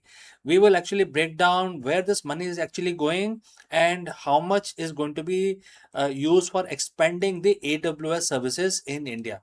Let's go. $48 billion. Let that number sink in for a second. It's not just a budget, it's a massive tectonic shift in the global tech landscape. Amazon has officially laid out a staggering $48 billion investment plan for India, focused squarely on the future of AI and cloud infrastructure. But why India and why now? Is this just about expanding data centers, or is there a bigger, deeper strategy at play? Today, we are pulling back the curtain on Amazon's massive roadmap to transform India into the world's next great AI powerhouse. We are going to break down where the money is going, what it means for the Indian economy, and most importantly, what it means for people like you and me. To understand the why, we have to look at the where. Over the last decade, India has evolved from being the back office of the world to becoming a global innovation hub. We are seeing a surge in startups, a massive pool of engineering talent, and digital first population that is hungry for AI solutions. Friends, if you have reached so far, please let me know the name of the city or country from where you are watching this video. Alright, now let's proceed further on our breakdown. Amazon, through its cloud arm AWS, already has footprint here, but this 48 billion commitment is a signal. It's Amazon saying that they aren't just here to do business, they are here to build the underlying architecture of India's digital future. This investment isn't just about throwing money at a problem, it's about infrastructure. It's about fiber optics, massive data centers, and the compute power required to run the next generation of generative AI models. If the AI is the engine of the 21st century, Amazon wants it to be the company building the fuel station all across Indian subcontinent. So let's get into the technicals here. Where does $48 billion go? A huge chunk of this is destined for the AWS infrastructure. We're talking about scaling up existing data centers in Mumbai and Hyderabad. If you have been following the tech space, you know that Hyderabad has quickly become a data center capital due to its affordable climate, power, power availability, and government support. But beyond the steel and concrete, it is about the AI stack. Amazon is deploying advanced hardware, custom chips, high speed networking gear to ensure that Indian startup can train LLM large language models locally. This is crucial. By keeping data sovereignty within the country, Amazon is making it easier for Indian fintechs, healthcare providers, and retail platforms to build AI applications that are compliant, fast, and secure. This isn't just about cloud storage anymore. It's about giving developers the tools to build the next unicorn company right here in India. Critics often ask, what does this mean for the average person? Well, the projections are massive. We are looking at a roadmap that aims to support millions of jobs, everything from direct employment at data centers to indirect roles in logistics, software development, and AI research. Let's talk about the small business angle. Amazon is integrating AI tools to help the Kirana stores, the local mom and pop shops, digitize their operations. Imagine an AI powered supply chain that predicts exactly what a small shop in a remote village need to stock, and when that is the kind of efficiency $48 billion can buy today, and that is what they're aiming to do. This aligns perfectly with India's goal of becoming a developed nation, which is, in other words, Viksit Bharat. By investing in this digital backbone, the Amazon is essentially lowering the barrier to entry for Indian entrepreneurs to compete on a global stage. Now, I want to keep it real with you. A $48 billion plan sounds perfect on paper, but the reality is complex. We are talking about massive energy consumption to power these AI servers. We're talking about strict data protection regulation in India that are constantly evolving. There is also intense competition. Google, Microsoft, and homegrown Indian players are all fighting for the same market share. Amazon isn't alone in this race. The success of the investment depends on how well Amazon navigates the local regulatory landscape and effectively, they can bridge the AI divide, ensuring that this tech rich is not just the big in the big metros like Bengaluru or Hyderabad, but tier 2, tier 3 cities as well. At the end of the day, Amazon's $48 billion move is a long term play.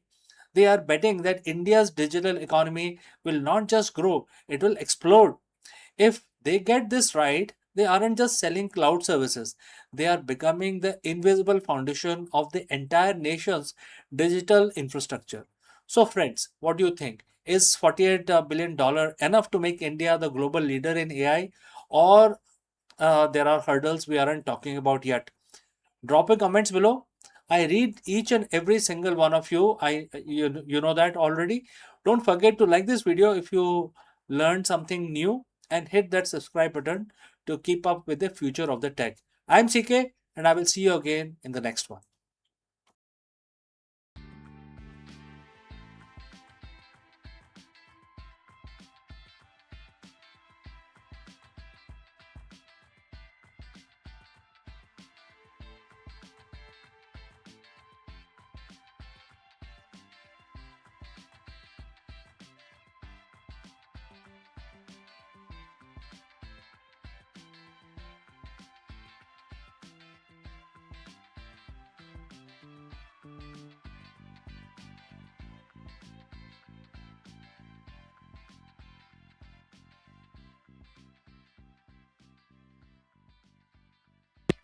Hello, friends, and Namaskaram. It is officially happening now. After months of intense speculation, Space has filed its S1 prospectus with the SEC, setting the stage for what is projected to be the largest initial public offering, which is also known as IPO, in the history of mankind. With a target valuation of up to 1.75 trillion, Elon Musk's space giant is ready to hit the Nasdaq under the ticker symbol SPCX. In this video, therefore, we break down everything you need to know about the upcoming SpaceX IPO, including the critical dates you need to mark on your calendar and how retail investors can potentially participate. Let's go. For years, it was just a rumor, a what if conversation on the message boards. But today, the conversation is over. SpaceX has finally filed its S1 prospectus with the SEC, and we are witnessing what is arguably the most significant capital market event of the decade. We're talking about a company that has already changed the physics of rockets and space travel, now aiming for a 1.75 trillion valuation on the Nasdaq. I'm talking about the SpaceX IPO, and the ticker symbol is SPCX. And this is expected to hit the market as early as June 12th, 2026. So friends, if you've reached this far, please inform us from which city you have tuned in and in which language you are watching this video. This will help us determine the reach of our channel. Alright, let's proceed further. For a long time, Elon Musk was adamant SpaceX would stay private until we had a stable, functioning Mars colony. So, what changed? The scale of ambition. Basically, SpaceX isn't just launching rockets anymore, it's an integrated powerhouse. Following the merger with XAI, the company is positioning itself as the backbone of space-based AI infrastructure. With a planned roadshow kicking off around June 4th, the company is looking to raise up to 75 billion to fuel its next phase of growth. So when you buy SPCX on the Nasdaq market, you aren't just buying rockets, you are buying a massive interconnected portfolio. What this portfolio contains? First, the Starlink, which is the crown jewel. It's profitable and currently drive massive chunk of company's revenue. Next, launch services, dominating the global market with securing crucial government and defense contract. Basically, if anybody has to send their spacecraft or satellite to space, SpaceX is one of the best viable option. Third is the Starship itself, the key to lowering cost and enabling future Moon and Mars mission. Therefore, Starship is a major product line from SpaceX.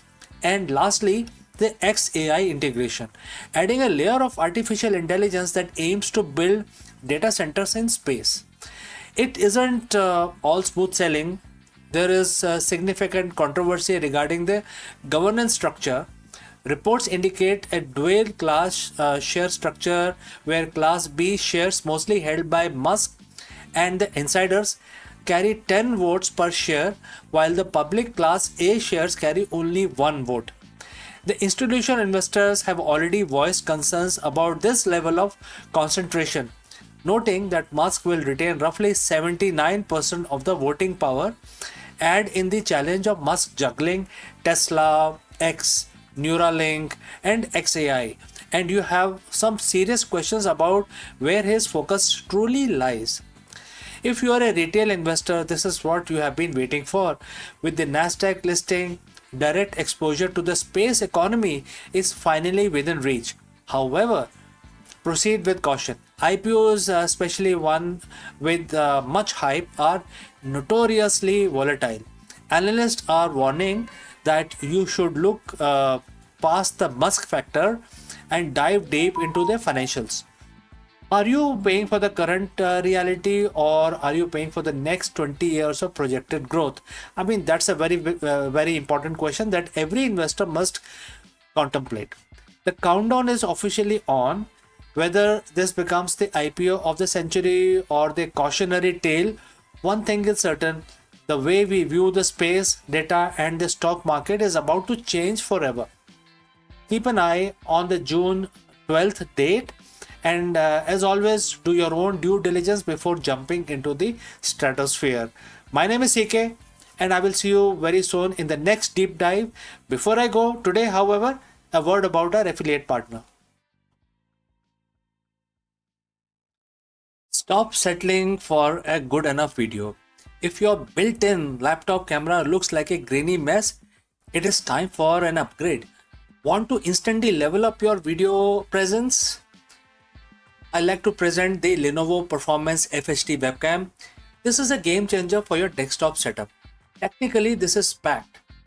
It has a very sensitive RGB sensor, very crisp photographs it takes. Also comes with two microphones on board, which helps you to record very clear voice in stereophonic format. And these microphones are very sensitive. You can actually move away from the camera up to 2 meters, and these microphones will pick up your voice without any problem. This is a very strong piece. This is very sturdy. Comes with tripod ready. Comes with a very long leash, so it gives you a lot of flexibility to place the webcam wherever you want to keep in your studio. And also it has a swivel base, which is also very handy. So if you want to basically level up your game and you want to pick up this camera at a discount, please click on the link here or scan the QR code. Now let's get back to our video.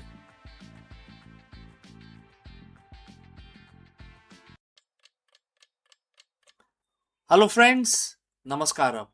In an era where the CEOs are obsessed with analytics, KPIs, and AI driven insights, there is a fundamental element of business and humanity itself that numbers simply cannot quantify. Therefore, in this video, we explore the profound leadership lessons that we learn from Bhagavad Gita. And we will actually discuss one particular verse which describes the soul as something amazing to witness yet impossible to fully decode, serves as a powerful metaphor for the CEO's blind spot. Let's go and discuss this further. As CEOs, we live by numbers. We are trained to believe that if we can measure it, we can manage it. We optimize our supply chain, we do A and B tests, and we also test our marketing. We use AI to predict market shifts. We pride ourselves on being data driven. But let me ask you a simple question. How often have you made a perfect decision based on all the available data only for it to, fail sometime later because of something which you missed and that was intangible? Maybe it was a culture issue, you didn't see it coming, or sudden shift in consumer feelings that no spreadsheet could capture. Today, I want to talk about your biggest professional blind spot. It is not a lack of data, it is the mistaken belief that data is the only reality. We are going to look at this through the lens of an ancient wisdom, a verse from Bhagavad Gita that suggests there are dimensions of reality that remains by definition beyond our decoding. So friends, if you have reached this far, please let us know from which city you have tuned in, and you know which language you're watching this video. This will help us determine the reach of our channel. All right, let's look at the verse now. In this verse, the text describes the nature of the soul, which is the essence of a person or the inner spark, using three words. And the quote starts: for some the soul is amazing to see, for some it is perplexing to hear, and for some it is a mystery when described. No one has really been able to decode the soul as yet. And the quote close. Think about the word mystery. In business, we hate that word. We want clarity, we want an algorithm. But this ancient teaching reminds us that the most vital part of life, and by extension, the core of our business success, are inherently indecodable. You cannot put a human soul, a leader's intuition, or the spark of the innovation into a KPI report. So, why is this CEO's blind spot? Because when we try to decode our team as if they are the machines, we lose them completely. The engagement gap also can define this. You can track hours worked by your team, but you cannot track the soul of and the passion of your employees. And the third point could be the vision gap. The strategy is a data, vision is a mystery. People follow leaders who are comfortable with the mystery, not just leaders who are comfortable with Excel. So, when we focus only on the decodable, we become reactive. We ignore the pulse of our organization. We miss the amazing things happening right in front of us because we are too busy looking at the metrics of the past. So, friends, what does this mean for our daily routine? It doesn't mean throwing away your data, it means developing a different kind of executive presence. Embrace the unknown. When you face a crisis, don't just look for more data. Ask, what is the human element here that I'm not measuring? You can also look at, a method of cultivating intuitions. Intuition is just high speed pattern recognition filtered through experience. It is your internal vision of seeing the amazing. You could also consider, the space itself, which holds the mystery. If your team feels like they are line items, they feel they will perform like line item itself because that's what they believe. If you treat them as a part of a mystery that is still unfolding, that is unique and valuable. You tap into their true potential. The Bhagavad Gita tells us that the soul is a mystery, and it is beauty also. Maybe your business is too in a similar fashion. Stop trying to decode everything. Start embracing the mystery, and that is where the real growth will happen. So, friends, my name is CK. Thanks for watching. And if this shift your perspective today, subscribe for more ways to lead with both clarity and humanity. And I will catch you again in the next one.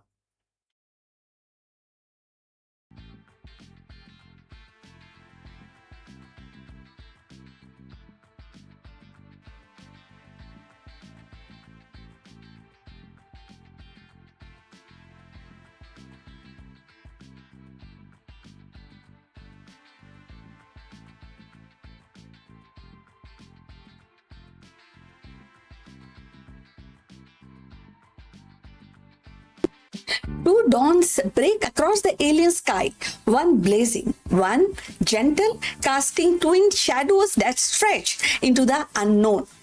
What once lived only in the imagination of storytellers has now stepped into the telescope lens. 27 planet candidates orbiting not one but two suns. And these worlds, simmering like echoes of Star Wars Tatooine, are no longer fiction but cosmic invitation.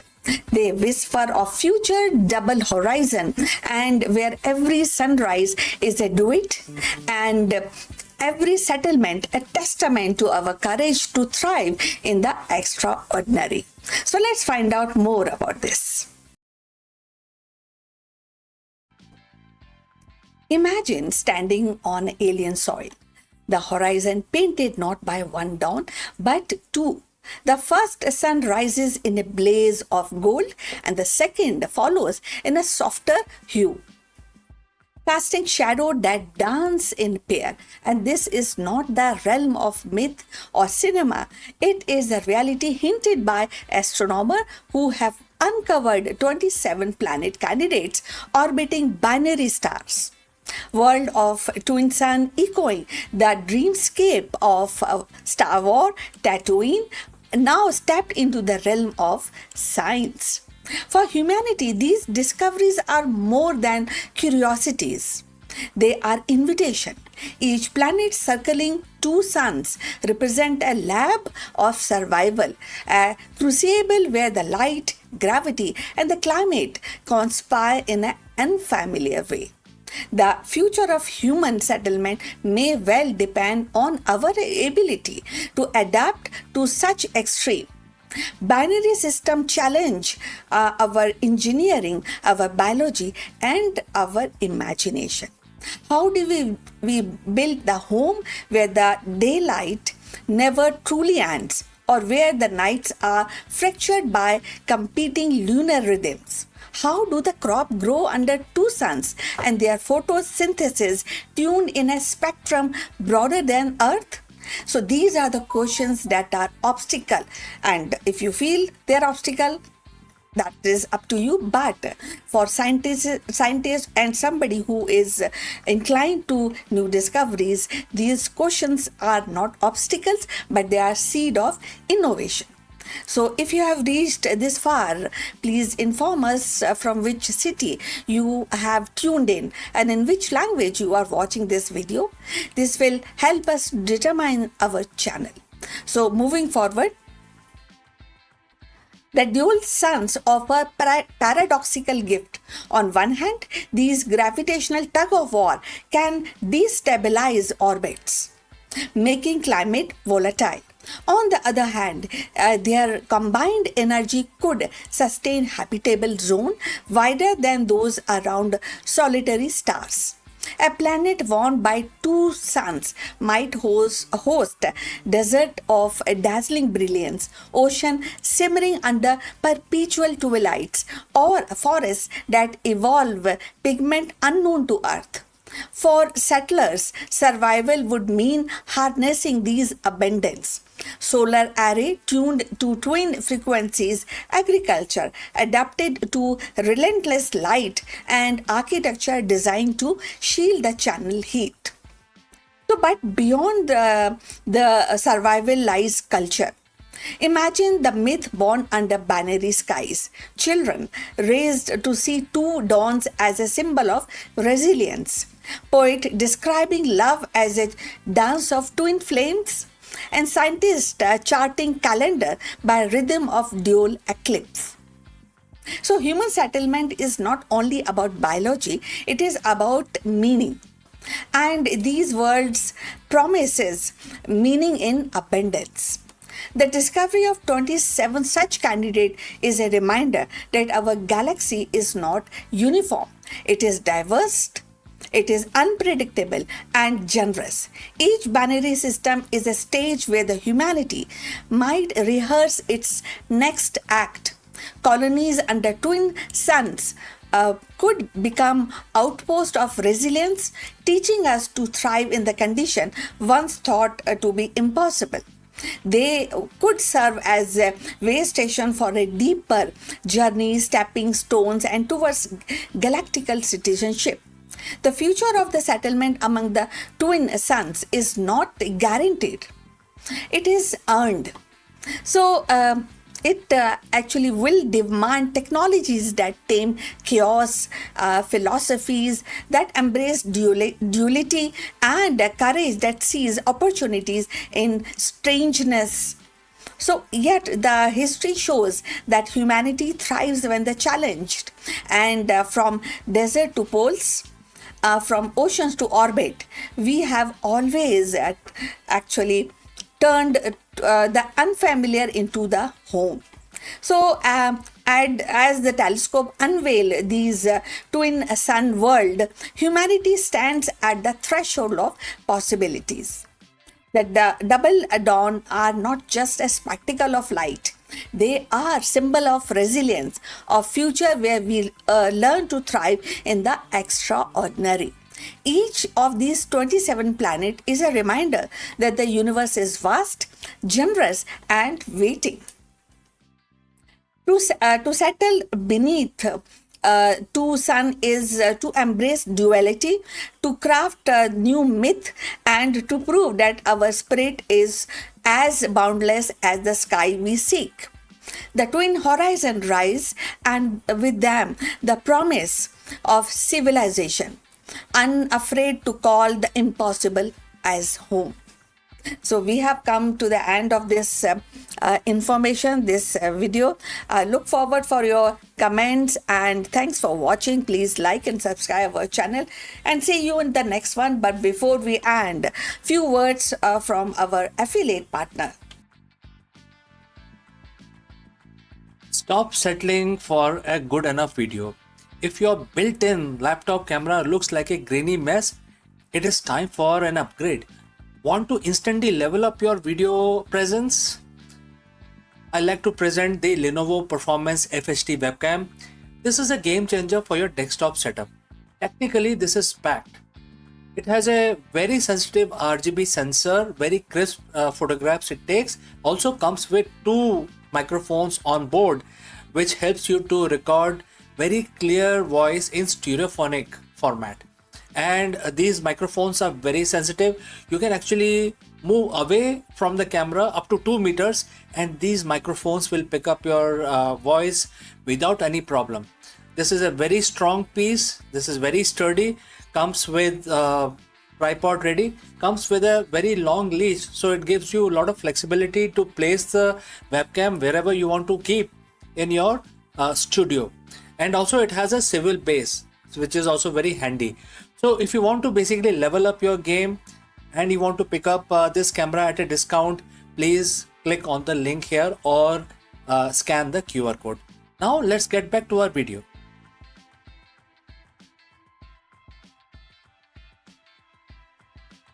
Hello friends, the big question that we want to address today is that is your mind working for you or against you? This is a very age-old question many people have tried to answer, but today we are going to take a deep dive into Bhagavad Gita. And friends, as you know, Bhagavad Gita is a very ancient document. It's a very ancient manuscript. However, ancient or not, it offers a timeless wisdom for the modern CEOs and entrepreneurs. And in fact, this particular question is beautifully answered in one of the verse which every modern CEO and entrepreneur must hear and see. So let us take the deep dive and try to answer this very profound question, which is about your mind. Let's go.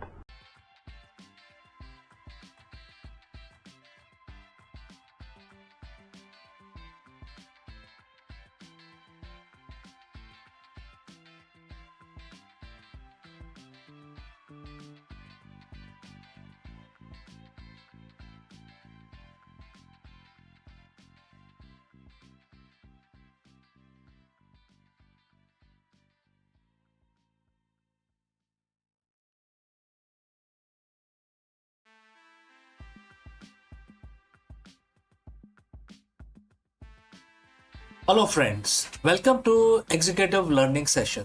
In today's high pressure corporate world, CEOs are often obsessed with the quarterly reports. But what if focusing less on the result actually would lead to better performance? That's a very big and profound question.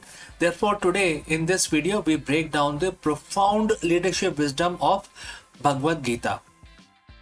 And we will also explore how it serves as a blueprint for the modern mindful executives. We explore the concept of Karma Yogi, a leader who performs their duty with intense focus and excellence without becoming slave to the result. So, therefore, friends, stick around with this thought and let's explore this further. Picture this, it's 11 p.m. on a Sunday and you're starting working at a spreadsheet. You have got a quarterly board meeting in 48 hours. The numbers aren't where they need to be and your heart is racing. Your sleep is now non-existent and your identity, your very worth as a leader is tied entirely to the bottom right cell of the screen, right? This happens to everybody, isn't it? Well, we have been taught that the greatest leader who you must be result driven. We must obsess over KPIs, exit strategies, and stock prices. But here is a paradox: the more tightly you grip the result, the more likely you are, likely to choke the process that creates it. Today, I want to share a piece of wisdom that is 7,000 years old, yet feels like it was written for this morning market volatility. It's from the Bhagavad Gita, chapter 6, first verse of chapter 6. It is a verse that redefines what it means to be a yogi and by extension what it means to be a leader. So friends, if you have reached this far, please inform us from which city you have tuned in and in which language you are watching this video. This will help us determine the reach of our channel. Let's proceed further. So now let's look at the verse. Quote starts: a true yogi or a true renunciant is the one who performs his duty renouncing attachment to result, and not one who abandons work or the sacrificial fire. Quote close. Now, when we hear the word yogi or renunciant, we think of someone sitting on a mountain far away from emails and supply chain issues. But Bhagwan Krishna says something radical here. He says the true yogi is not the one who quits. It's the one who stopped doing the work. It's also not that. In business context, Krishna is saying you don't have to quit your job to find peace. You don't have to stop being ambitious. The sacrificial fire for CEO is the office, the factory, and the boardroom. The distinction isn't whether you work, it's how you relate to outcome of what works, etc. So what is the result paradox? So when we attach to the result, we operate from a place of fear. Fear of failure, fear of loss, fear of looking bad. When the brain is in the fear mode, the prefrontal cortex, the part of your brain responsible for high level strategy and innovation, shuts down. Attachment creates tunnel vision. You become so focused on the win that you miss the ethical red flags or the innovative pivot that could have saved your company. Attachment creates fragility. If your happiness depends on the green KPI, a red KPI will shatter your confidence completely. So Gita suggests a better way. Perform your karma, the duty at hand. Imagine the professional athlete. If a golfer is thinking about a trophy while they are, mid-swing, they will miss the shot. To win the trophy, they must forget the trophy exists and focus entirely on the mechanics of the swing. That is leading without attachment. The verse mentioned not abandoning their sacrificial fire. In ancient times, this was the literal fire of ritual. Today, for a leader, it is the energy of the action. Leading without attachment does not mean leading without excellence. In fact, it requires more excellence. When you aren't worried about how the result will make you look, you are free to be. There are several things you are free to be. First is bold, because you aren't afraid of the fallout. Second is the present, because you aren't living in the future quarter. And third is the objective, because you see the data for what it is, not what you want it to be. A true CEO, which is yogi, performs their duty because it is the right thing to do, not because it means something to, earn your bonus, etc. They treat their company as a sacrifice, a contribution to the world. So, how do we actually do this? How do we walk into the board meeting tomorrow and lead without the attachment? There are few ideas which I want to share with you. First is shift from what to how. Instead of asking, will they reach the target? Ask, are we executing this with the highest level of integrity and skill? If the process is perfect, the result is inevitable, and it's the inevitable byproduct. Second, the 5 minute detether. Before a high stake pitch, take 5 minutes to remind yourself, I have a right to work but not to the fruits. Tell yourself that your value as a human being is independent of this deal. Watch how much more charismatic and calm you would become before you get into the meeting. Now, the third idea is reward effort, not just outcome. So, as a leader, stop only celebrating the wins, start celebrating the karma as well. The disciplined, high quality effort, even when it doesn't lead to a win, this builds a culture of psychological safety. So, Bhagavad Gita isn't asking you to be less ambitious. In fact, it is asking you to be freer. So, when you stop being a slave to the result, you become master of your actions. You will become unshakable executive. You will still show up, and you still, the light of fire, and you still do the work, but you do it with a smile, knowing that while you cannot control the wind, you can always control how you set your sail. So, friends, what do you think? Thank you for your time. Thank you for joining live. Let's go back to the fire and do the work. And if you have any questions, please feel free to send it across. Before I wind up this session, a word about our affiliate partner. Stop settling for a good enough video. If your built-in laptop camera looks like a grainy mess, it is time for an upgrade. Want to instantly level up your video presence? I like to present the Lenovo Performance FHD webcam. This is a game changer for your desktop setup. Technically, this is packed.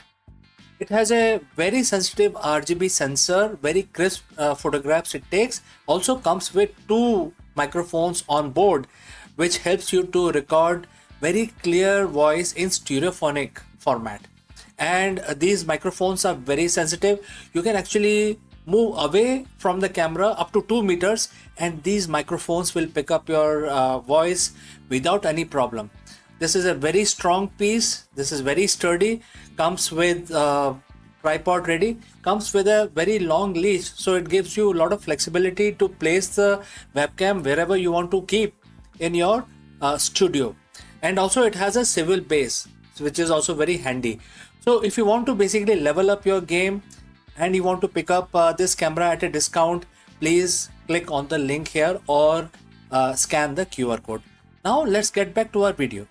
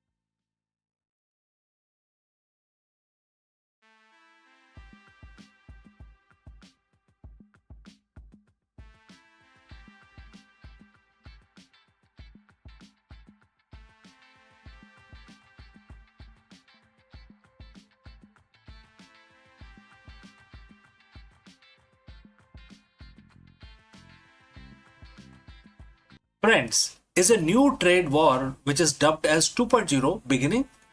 As the US radically rewrites its global tariff rules, India is launching a high stake diplomatic mission to Washington, D.C. And therefore, in this video, we dive deep into why an Indian delegation led by Chief Negotiator Mr. Darpan Jain is rushing to US capital on April 20th, 2026 to save $1 billion trade deal. So, what is happening now? Well, the trade landscape between the world's two largest democracies has shifted overnight following a landmark US Supreme Court ruling that limited the president's emergency tariff powers. The Trump administration has introduced a new 10 to 15% global surcharge under Section 122 of the Trade Act. Now, this move has effectively reset the 18% tariff framework India and US agreed upon during the early February 2026. Now, India is fighting to maintain its competitive edge as other global players face the same flat rate. Let us discuss this further. On February 7th, 2026, the world thought the trade war between India and the US was finally over. Headlines around the globe announced the breakthrough. Washington would slash tariff on Indian goods to be a flat 18%, and in exchange the trade king and the Make in India giant would enter a new era of cooperation. But in the global politics, nothing is final until the ink is dry. Fast forward to today, that 18% deal, it's practically on the paper shredder right now. Why? Because of the US Supreme Court just dropped a legal bombshell that stripped the president of his emergency tariff powers. In response, the Washington has hit the reset button, rewriting the global trade playbook with a brand new 10% global surcharge. So friends, if you have reached this far, please inform us from which city you have tuned in and in which language you are watching this video. This will help us determine reach of our channel. Alright, let's proceed further. Now, as you watch this, a high-level Indian delegation led by Chief Negotiator Mr. Darpan Jain is on a plane to Washington, D.C. They would land on April 20th, and their mission would be to save India's 87 billion export market from being swallowed by a trade war 2.0. To understand why India is rushing to DC, we have to look at what happened in the courts. For over a year, the Trump administration used the International Emergency Economic Power Act (IEEPA) to slap reciprocal tariffs on countries including India. But on February 20th, 2026, the US Supreme Court ruled 6-3 that the president cannot use this act to raise revenue generating tariffs. It was a massive rebuke of the executive power. Overnight, the legal foundation for the India-US deal, the one that promised an 18% rates, evaporated. The administration had to halt all IEEPA collections. But if you think this means free trade is back, think again. The administration immediately pivoted to Section 122 of the Trade Act of 1974. This is a global surcharge of 10% on all imports from all countries to address international payment problems. It's valid for 150 days. You might be asking, wait, if the new US tariff is only 10%, isn't that better for India than 18% they agreed to in February? So on paper, yes, but in the world of trade, it is all about comparative advantages. Under the old deal, India was going to pay 18% while its competitor like China or Vietnam might have been paying 25% or even 50% in certain cases. The gap made Indian goods cheaper. But under the new Section 122, everyone pays 10%. Suddenly, India loses its special edge. Furthermore, there is the Section 301 threat. While the 10% global tariff is a temporary fix, the US Trade Representative USTR has launched a fresh investigation into 16 economies, including India. These probes are looking into forced labor and unfair practices. If these investigations go south, India could face even higher punitive tariffs on top of the 10%. And this is why Mr. Darpan Jain and his team are in Washington this week. They aren't just there for coffee, they are there to finalize the bilateral trade agreement and the legal text. And here are the three main fires they need to put out. First is the solar crisis. The Indian solar module exports to US have already crashed by 35% this year due to fluctuating duties. India needs a stable long-term rate to protect its growing green energy industry. Number two, the Russian oil factor.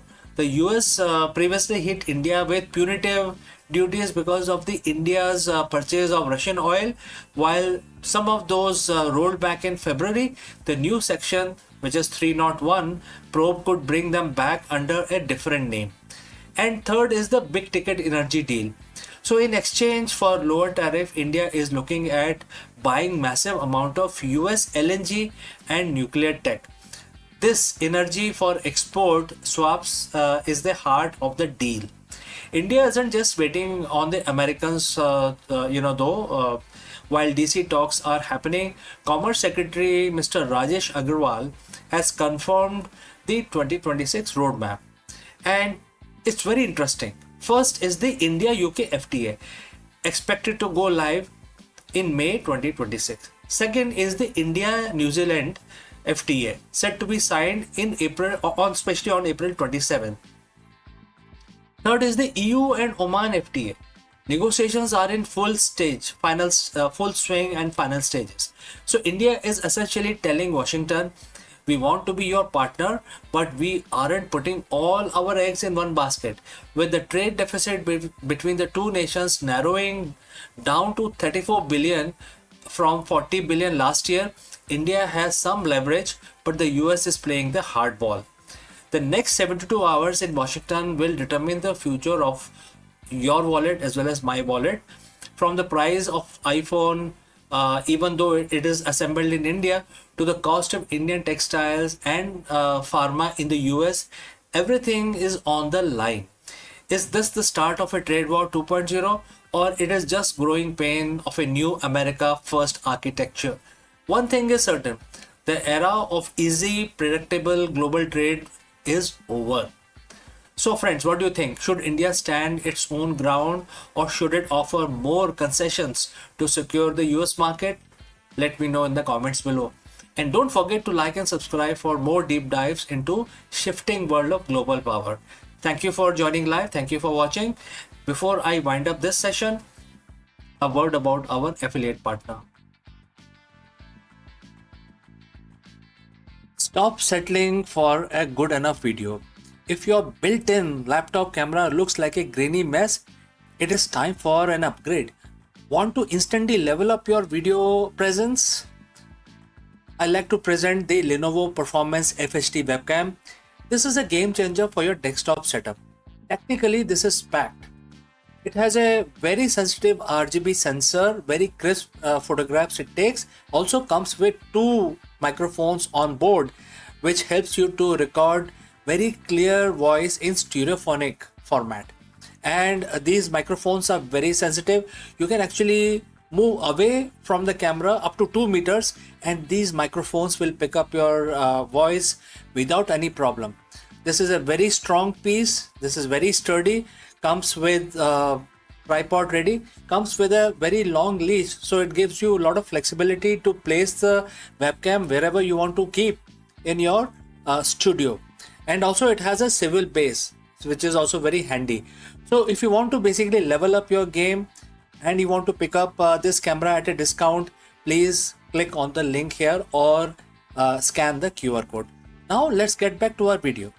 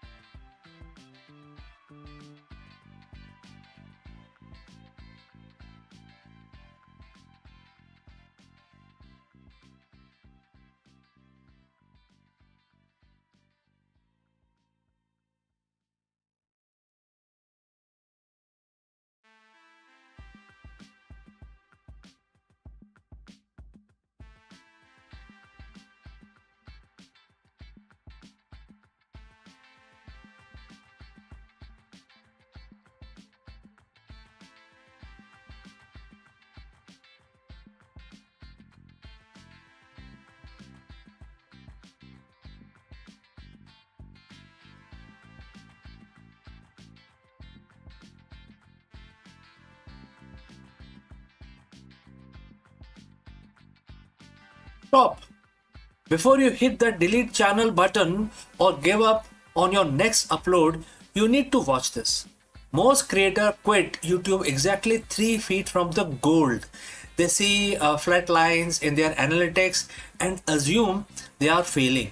But in reality, they are simply in a ghost phase, the period where the algorithm tests your consistency and your skills are being sharpened for the big break. In this video, we dive deep into the psychology of the content creation and why zero views might actually be your biggest competitive advantage. How? Let us discuss this further.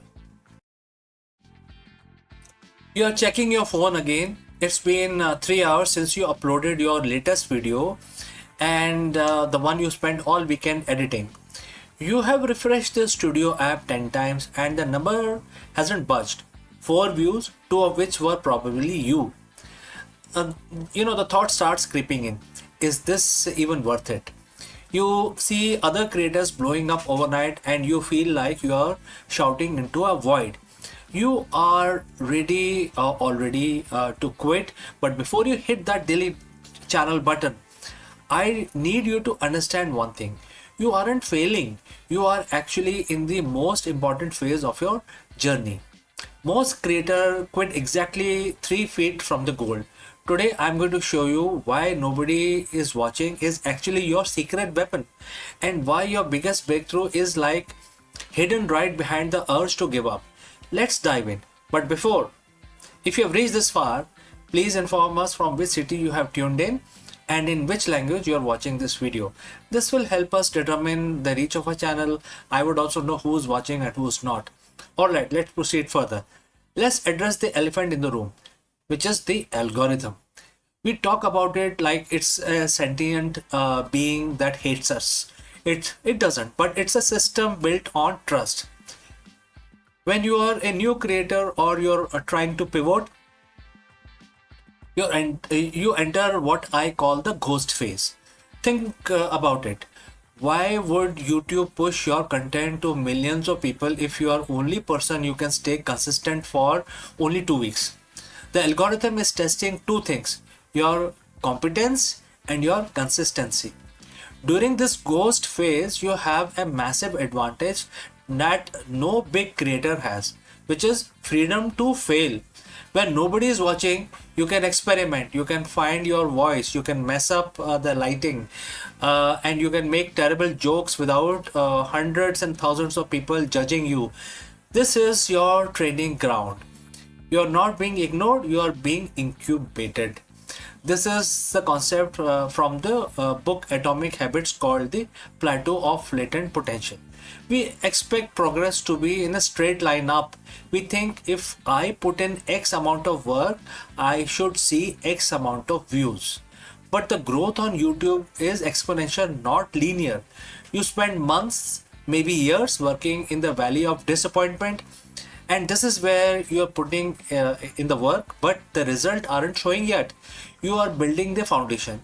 It's like bamboo tree. It grows underground for 5 years, developing a massive root system, and then it shoots up 80 feet in 6 weeks. So if you quit during the root building phase, the tree will never grow. Every video you make into a flop is actually a root. It's a data point. It's a lesson. It's one step closer to the 80-foot breakthrough.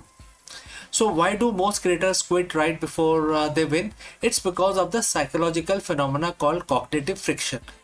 The effort required to make a video feels much higher than the reward of 10 views. To survive this, you have to shift your win condition. If your win condition is to get 1000 views, you get 50, you feel like as if you have lost it. You feel defeated. But if your win condition is like getting 1% better at color grading or write a more compelling hook, or you do that, you have won already, right? I mean, if you do all of these core competencies, regardless of the view counts, don't you think so?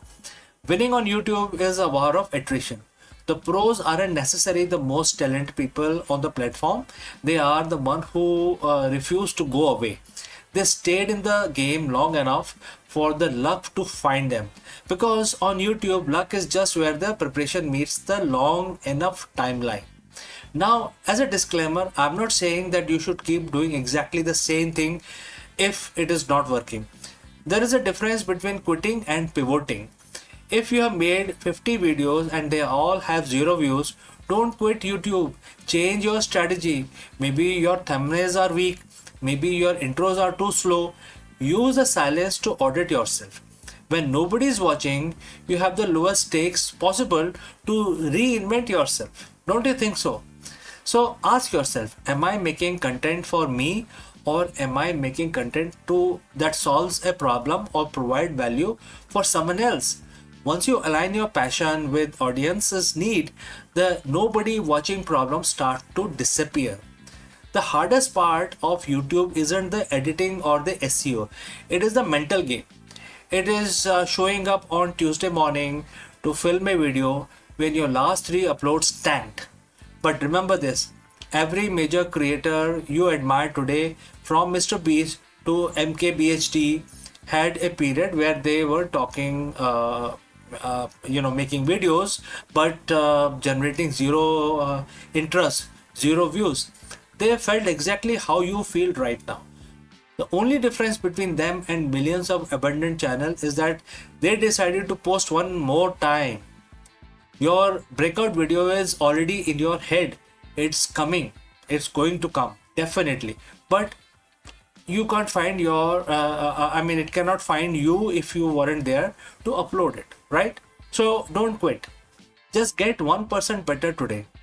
So friends, what do you think? If you have any question or if you want to know more, please leave a comment below and I will see you again in the next one. Before I take your leave, a word about our affiliate partner. Stop settling for a good enough video. If your built-in laptop camera looks like a grainy mess, it is time for an upgrade. Want to instantly level up your video presence? I like to present the Lenovo Performance FHD webcam. This is a game changer for your desktop setup. Technically, this is packed. It has a very sensitive RGB sensor, very crisp photographs it takes. Also comes with 2 microphones on board, which helps you to record very clear voice in stereophonic format.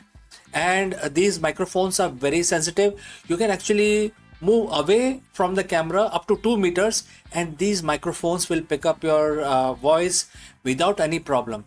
This is a very strong piece. This is very sturdy. Comes with tripod ready. Comes with a very long leash, so it gives you a lot of flexibility to place the webcam wherever you want to keep in your studio. And also it has a swivel base, which is also very handy. So if you want to basically level up your game and you want to pick up this camera at a discount, please click on the link here or scan the QR code. Now let's get back to our video.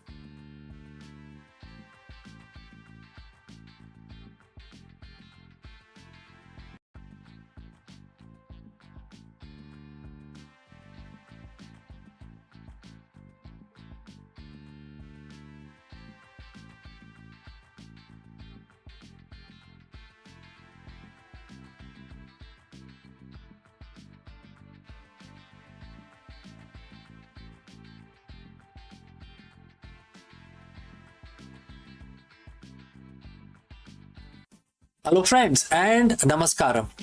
What if the secret to stress-free leadership and the ultimate corporate alignment was written thousands of years ago?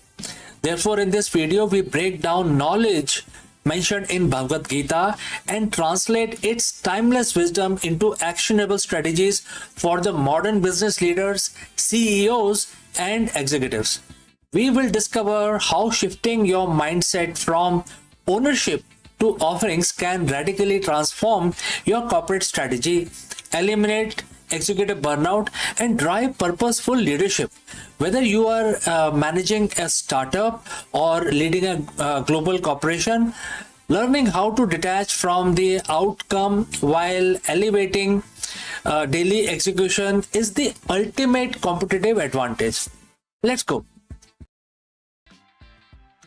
Every year, hundreds of books are published on corporate leadership.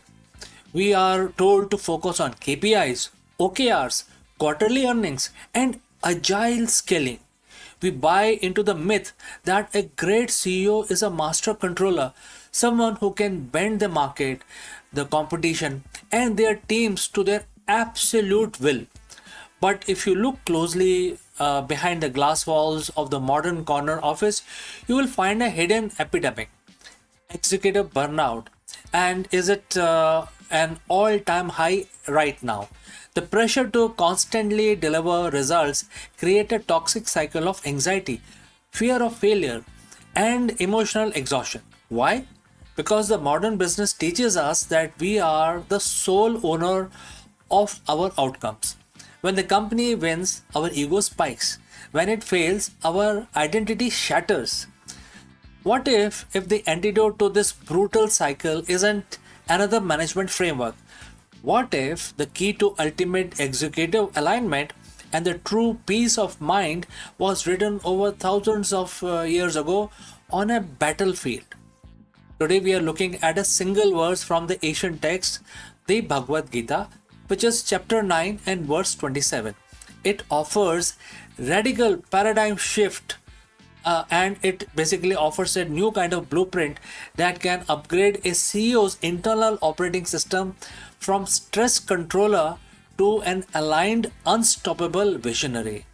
So, friends, if you have reached this far, please inform us from which city you have tuned in and in which language you are watching this video.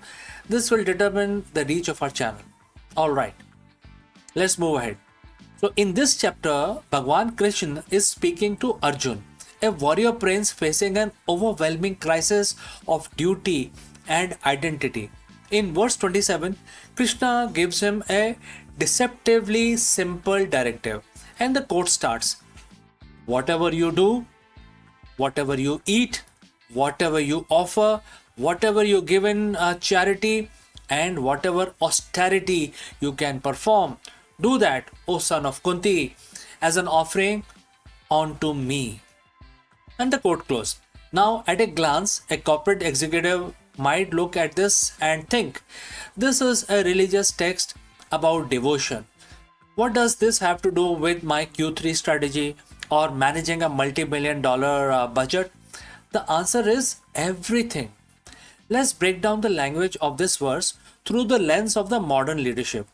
Bhagwan Krishna outlines 5 years of life, and when you map them into life of a CEO, a spectacular framework emerges. So, whatever you do, the first phrase, this is your core execution. The emails you send, the board meetings you chair, the strategic pivots you execute, etc.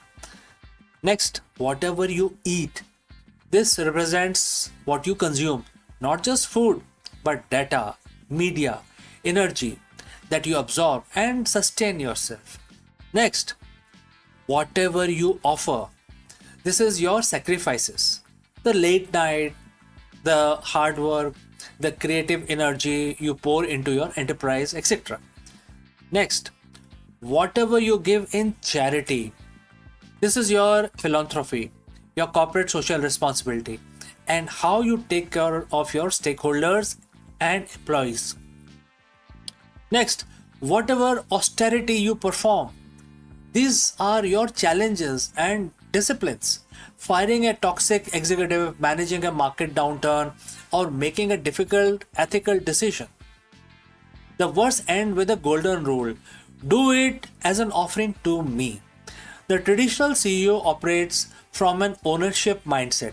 They believe this is my company, these are my matrices, this is my legacy, and I am responsible for this final result. While this sounds accountable, it is psychologically fragile. When you believe your own outcome, you tie yourself and your worth to the variables you cannot fully control, like inflation, geopolitical shifts, or sudden market disruptions. The Gita introduces the offering mindset. It asks the leader to shift from being owner to being the custodian or the steward. So when you treat your daily corporate duties as an offering to a higher power, whether you define that as a divine, the universe, or transcendent higher purpose, the entire nature of your work changes. Think about how you behave when you prepare a gift or an offering for someone you deeply respect. You don't cut corners, you don't do a sloppy work, you bring your absolute best, you bring perfection. Therefore, the offering mindset does not make a CEO lazy or passive. In fact, it drives a higher standard of excellence. You build the best product not out of greed or for profit, but because your work is highly devoted. You treat your employees with profound respect because managing them is a sacred duty entrusted to you. So, practically speaking, what happens when a CEO achieves this ultimate alignment? These are three immediate breakthroughs that you can experience. First, immunity to fear and anxiety. When a product launch fails or a funding round fails through an owner spiral into a panic. But an aligned leader says, I put my best intelligence, ethics, and effort into this as an offering. The outcome is not in my hand. This detachment gives you a quite unshakable calm that allows you to pivot rationally while your competitors are panicking. Second, radical ethical clarity. So, if your work is an offering to the divine, you cannot offer something tainted by corruption, deceit, or exploitation. It forces a CEO to naturally align with conscious capitalism. Success is no longer measured solely by the balance sheet, but by the integrity of the process. Third, magnetic leadership. Employees can sense when a CEO is driven purely by ego and personal net worth versus when they are driven by a higher calling. When you lead from a place of offerings, your leadership becomes selfless. That selflessness builds deep, unbreakable trust across your entire organization. So, as we close today, I want to leave you with practical challenges. You don't have to change your corporate structure to implement chapter 9, verse 27. You only have to change your internal intent. Tomorrow morning, before you open your laptop, before you look at your phone, sit at your desk for just 60 seconds. Take a deep breath. Look at your schedule for the day and mentally say this.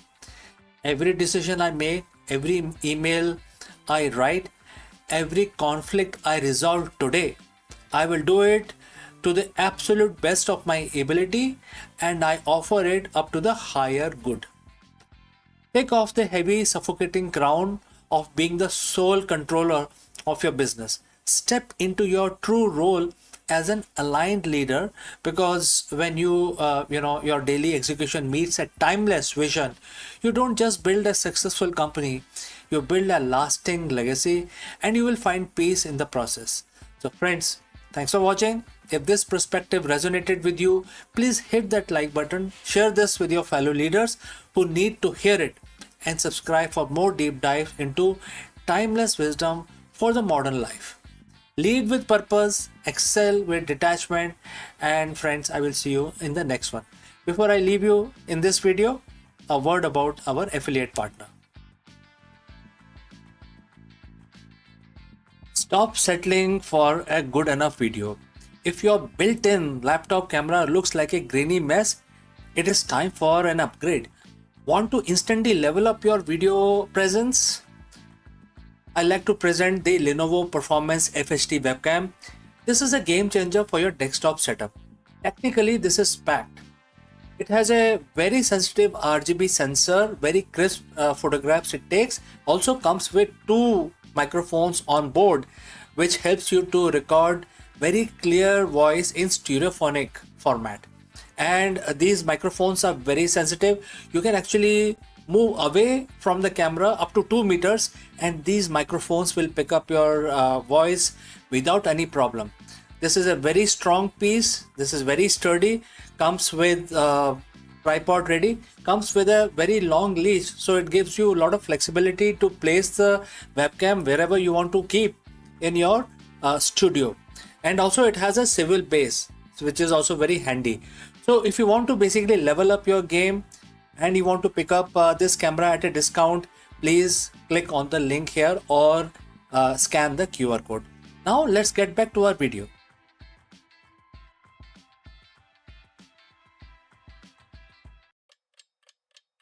Hello friends, Namaskaram. Let me ask you, are you constantly chasing the next quarterly result at the expense of long-term sustainable growth? If yes, then you have reached the right place. Because in this video, we dive deep into this profound question and we will take help from Bhagavad Gita, a timeless piece of wisdom that offers a radical strategy for the modern CEO. This verse, which we are going to discuss today, is going to change your perspective and inculcate your buddhi yoga as a competitive advantage. Let's go and explore this further.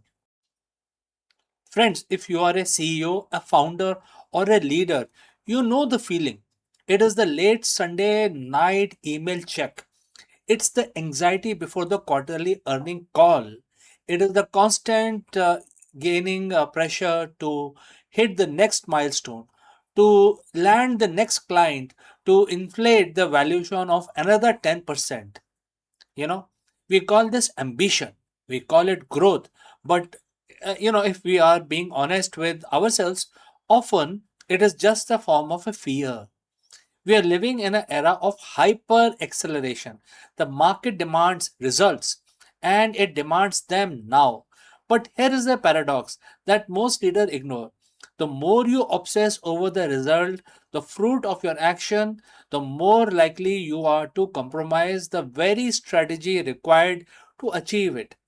Today, we are going to look at the piece of the ancient wisdom from Bhagavad Gita, specifically chapter 2, verse 49, that offers a counterintuitive, radical strategy for modern leadership. It's a guide to longevity, sanity, and ultimately better performance. So, friends, if you have reached so far, please let me know the name of your city or a country from where you are, tuned in and watching this video. All right, let's proceed further. Let's look at the verse, chapter 2, verse 49, and the quote start. Choose to act on the basis of disciplined intelligence rather than desire for enjoyment. Only the miserly cling to the fruit of action, O conqueror of wealth. And the quote close. So I want you to focus on the phrase, only the miserly cling to the fruit of action. In the corporate world, we usually think of a miser as someone who, hoard money. But here is the Gita that is pointing to a psychological state. When you are miser in business, you are holding the outcome in your mind. You are so attached to the bonus, stock prices, or the public perception of success that you become terrified of any action that might threaten that result. So when you become attached to the fruit, the result you stop being effective as a strategist. You become reactionary. You start making short-term decisions that hurt the long-term health of the organization just to hit a quarterly target. You are no longer leading, you are gambling. So what is the alternative? The verse offers a solution, which is buddhi yoga or disciplined intelligence. The disciplined intelligence is the ability to decouple your identity from the outcome. It's not about being indifferent. It's not about saying, I don't care if the company fails. It's exactly the opposite. It is the ability to throw 100% of your energy, your passion, your talent into the work itself, into the product design, the team culture, the client relationship, while remaining mentally detached from whether the specific quarterly number hits the target or not. Well, why? Because you are detached from the fruit. You are free to make the right decisions, not the safe decisions. Imagine you are the CEO, you have two options. Cut R&D funding to boost the quarter's profits or maintain R&D to ensure product remains market leading for the next 5 years. So if you are a miserly clinging to the fruits of action, you will cut R&D every single time. You choose the short-term sugar rush for better quarterly report. If you possess disciplined intelligence, you look at the strategy objectively. You do what the business require for the long haul and you stay on the course. This is not just a philosophy, this is the competitive advantage. When you act without attachment to the results, you lower your cholesterol levels, you reduce your anxiety that leads to burnout. You create psychological safety, not for your teams because you aren't lashing out with things don't go according to the perfect linear plan. In a volatile, uncertain, complex, and ambiguous world that we call the VUCA environment, the CEO is unattached to outcome is the most dangerous person in the room. Why? Because they are the only one who can see reality as it is, not as they need it to be satisfy their ego. So when you stop chasing the result, you ironically start producing better ones. Think about the greatest leader in history. They weren't focused on the applause, they were focused on the mission. They were focused on dharma, the duty of the role. When you focus on the quality of your input, the output becomes naturally a byproduct, not a source of the stress. So, friends, how do you apply this? How do you move from miserly CEO to conqueror CEO? First, there are a few things you must do, starting with goal audit. Look at your current KPI. Ask yourself, am I pursuing this because it's fundamentally vital for our mission? Or because I'm afraid of how the board or the market will judge me if I miss it? Second, embrace the process orientation. In your next leadership meeting, stop talking about the quarterly target for 5 minutes. Talk about the quality of the current process. Is your team working with integrity? Is your product solving, is solving a real life problem? Is the process is excellent? The result will follow. If the process is broken, no amount of chasing will save you or your company. Now, third, practice radical acceptance. When a result is not what you wanted, practice pausing. Detach from for a moment. Analyze what went wrong in the strategy, not just the frustration of the outcome. This is how you develop the disciplined intelligence that is mentioned in chapter 2, verse 49. The CEO longevity is not about surviving the quarter, it's about building a legacy that survives the decade. The Gita reminds us to be a conqueror, not a miser. Conquer is the urge to trade your long-term vision for short-term gain. Conquer the fear of unknown by anchoring yourself in disciplined intelligence. Stop chasing results. Start perfecting your actions. So, friends, if you found this breakdown helpful, share it with your colleagues who is feeling the weight of the quarterly grind. And remember, true leadership isn't found in the fruit you harvest. It's found in the seed you plant with intelligence and integrity. Thanks for watching. And if you have any questions, please do not hesitate to send it across. And I will catch you again in the next one.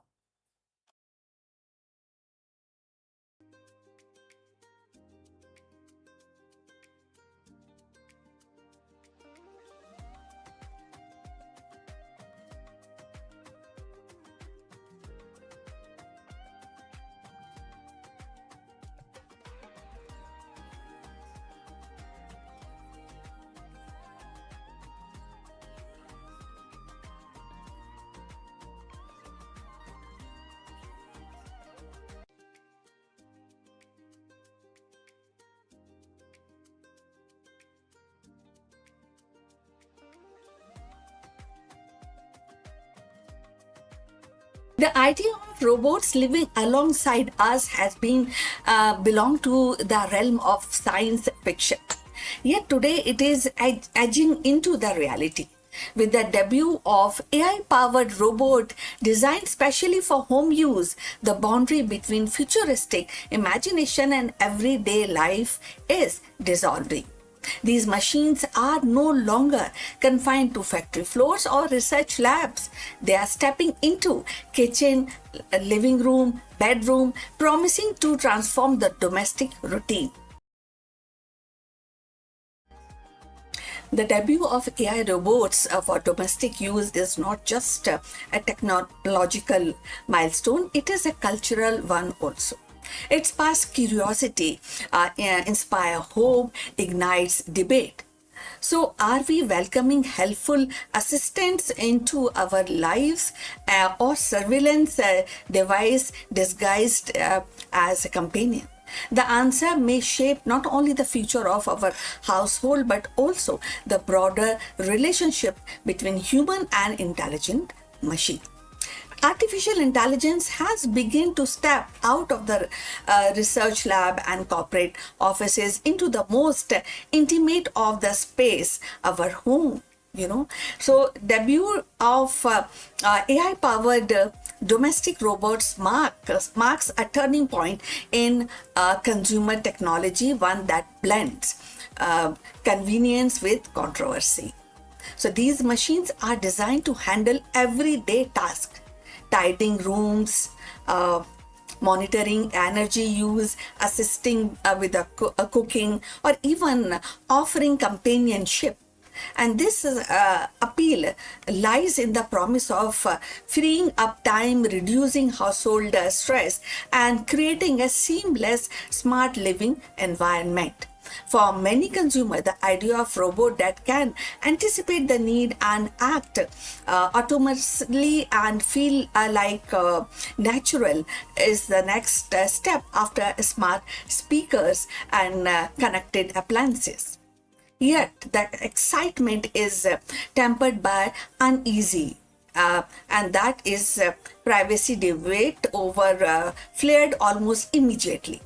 Unlike a vacuum robot that simply mop your floor plans, and these new AI robots can equipped with advanced sensory cameras, microphones. So they don't just clean, they observe, interpret, and learn. That means that they are constantly collecting data from household routine, personal habits, even private conversations. So for some, this feels like inviting a surveillance device into the living room. The questions become: who owns that data and how securely it stored? So if you have reached this far, please inform us from which city you have tuned in and in which language you are watching this video. This will determine the reach of our channel. So going forward, the consumer interest is undeniable. Early demonstrations have drawn crowds, and pre-orders suggest a strong demand. Families imagine robots that can help elderly relatives, parents, and vision assistants with the childcare. And the professionals see value in delegating some routine work. So, but alongside with enthusiasm, the critics warn of the risk of dependency and erosion of boundaries. So, if a robot can recognize emotions, respond to the stress, and adapt to the personal preferences, does it cross into the territories of replacing human interaction? So, and if the companies monetize the insight gathered from these robots, does the home cease to be a private sanctuary? So this tension between innovation and intrusion defines the current debate. On one hand, AI robot for home use could actually revolutionize the domestic life. It can provide easiness in the domestic life, making home safer, more efficient, and more responsive. On the other hand, they raise profound ethical questions about autonomy, consent, and surveillance. The debut of these robots is not just a technological milestone, it is a cultural one too. It actually forces society to grapple with what we value more: convenience or privacy, automation or intimacy. For now, the spotlight remains on consumer curiosity. The allure of futuristic living is strong, and many are eager to experiment. But as adoption spread, the conversation will inevitably shift from novelty to accountability. The home, once the most private space, is becoming the next frontier for AI, and how we navigate this frontier will shape not only our domestic life but also our broader relationship with technology. The arrival of AI robots in our home is more than a technical upgrade. It is definitely, as we are discussing, cultural shift. These machines promise efficiency, they also promise safety, and even the companionship, yet they are that is a challenge of our notion of privacy, intimacy within the household. So, as consumer embrace this, and society must also confront the deeper questions: how much of our personal lives are we willing to share with the machines, and who ultimately control that information? So, so that is that whether they become a trusted helper or controversial intruders will depend only on the technological itself, but also value we choose to uphold as we invite artificial intelligence into our most private corners of our lives. So we have come to the end. Thanks for watching. Please like and subscribe our channel, and see you in the next one. But before we close this live streaming, few words about our affiliate partner. Stop settling for a good enough video. If your built-in laptop camera looks like a grainy mess, it is time for an upgrade. Want to instantly level up your video presence? I like to present the Lenovo Performance FHD webcam. This is a game changer for your desktop setup. Technically, this is packed. It has a very sensitive RGB sensor, very crisp photographs it takes. Also comes with two microphones on board, which helps you to record very clear voice in stereophonic format. And these microphones are very sensitive. You can actually move away from the camera up to 2 meters, and these microphones will pick up your voice without any problem. This is a very strong piece. This is very sturdy. Comes with tripod ready. Comes with a very long leash, so it gives you a lot of flexibility to place the webcam wherever you want to keep in your studio. And also it has a swivel base, which is also very handy. So if you want to basically level up your game and you want to pick up this camera at a discount, please click on the link here or scan the QR code. Now let's get back to our video.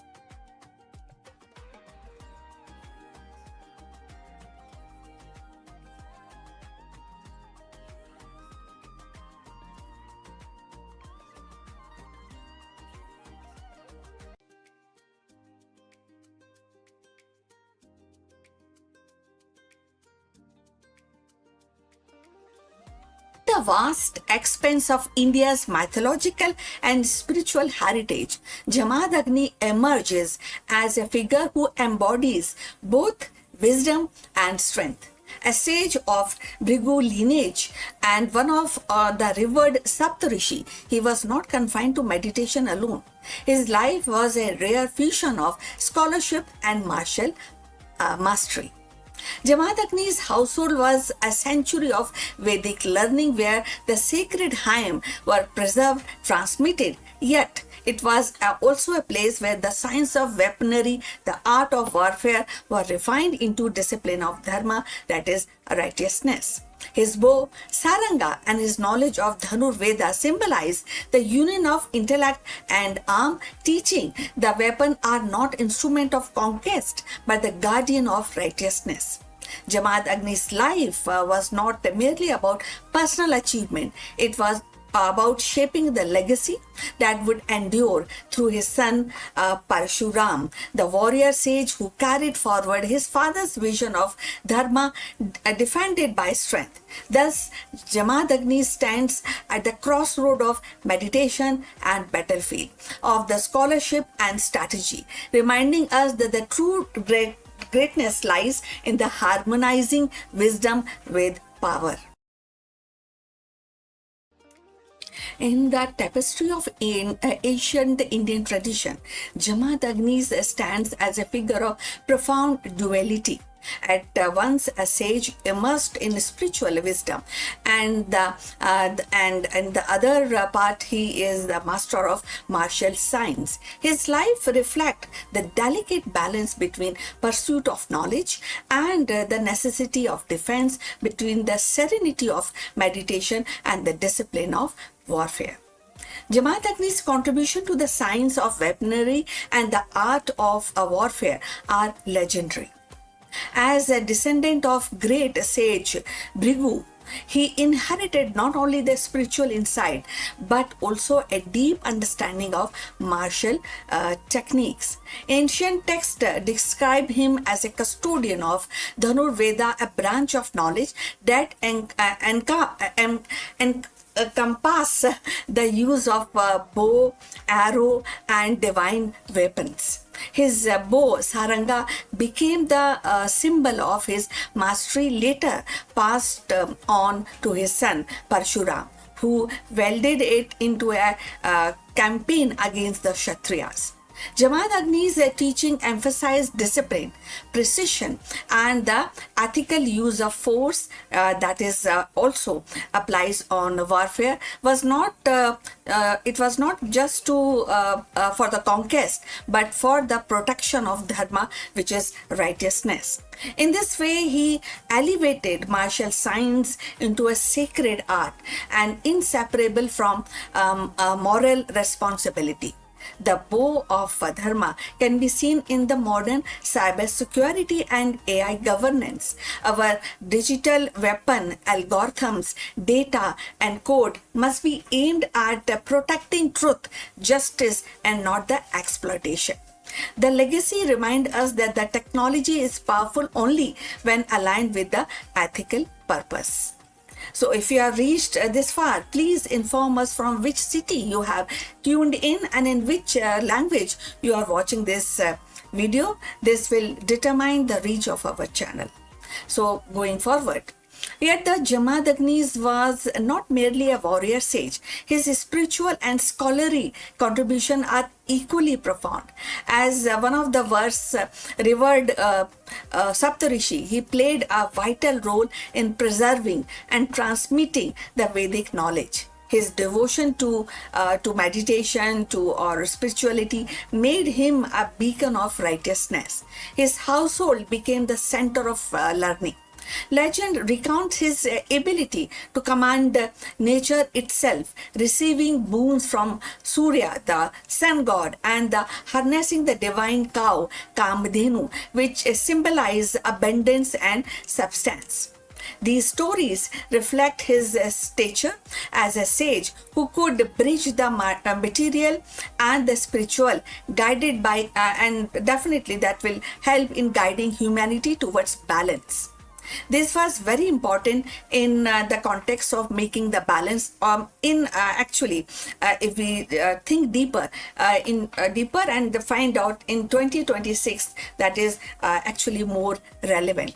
This continuity reflects how knowledge passes from one generation to the next, and today's AI pioneering inherit both innovation and responsibility.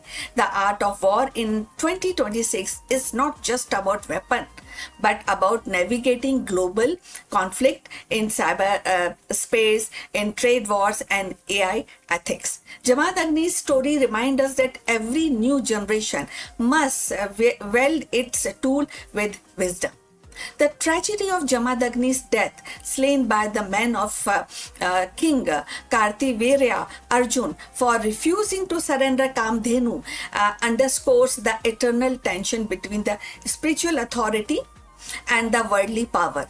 His martyrdom ignited Pashuram's vow to rid the earth of oppressive rulers, ensuring that Jamadagni's legacy lived on not only in a scholarship but also in action.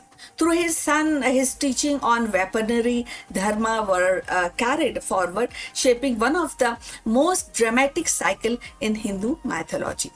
So Jamaat Agni's life thus embodies a rare synthesis, the science of warfare tempered by spiritual wisdom. He demonstrated that true mastery of arms must be guided by restraint, ethics, and devotion to higher principle. His scholarly contribution ensured the continuity of Vedic tradition, while his martial legacy empowered future generation to defend righteousness. And him, the sage and the warrior, were not opposite, but actually it is kind of a two-face of one life dedicated to preservation of dharma, that is righteousness. Now, if we see in the context of 2026, this mirrors actually how nations and corporation debate the ethical use of AI autonomous weapon. Just as Jamadagnis insisted on restraining, today's leaders grappled with ensuring AI-driven defense system remain accountable to human values. So Jamadagni's life is a reminder that the pursuit of wisdom and the mastery of strength are not opposite paths, but a complementary one.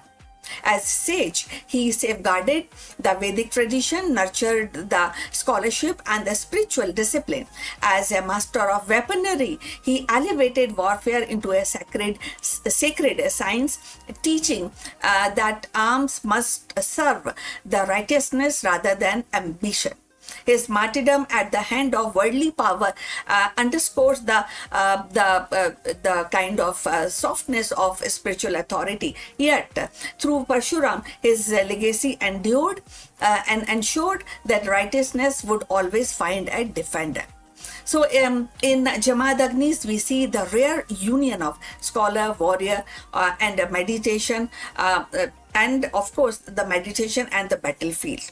His contribution continues to inspire, remind us that the true greatness lies not in domination, but in harmonizing knowledge with the responsibility and strength with virtue. So Jamadagni's contribution lies in his rare synthesis, and also it also reminds us, his story continues to inspire us, remind us that wisdom, strength must walk hand in hand. So please send your comments and subscribe our channel for more insight into Indian mythology and spirituality. See you in the next one. But before we close this live stream, a few words about our affiliate partner. Stop settling for a good enough video. If your built-in laptop camera looks like a grainy mess, it is time for an upgrade. Want to instantly level up your video presence? I like to present the Lenovo Performance FHD webcam. This is a game changer for your desktop setup. Technically, this is packed. It has a very sensitive RGB sensor, very crisp photographs it takes. Also comes with two microphones on board, which helps you to record very clear voice in stereophonic format. And these microphones are very sensitive. You can actually move away from the camera up to 2 meters, and these microphones will pick up your voice without any problem. This is a very strong piece. This is very sturdy. Comes with tripod ready. Comes with a very long leash, so it gives you a lot of flexibility to place the webcam wherever you want to keep in your studio. And also it has a swivel base, which is also very handy. So if you want to basically level up your game and you want to pick up this camera at a discount, please click on the link here or scan the QR code.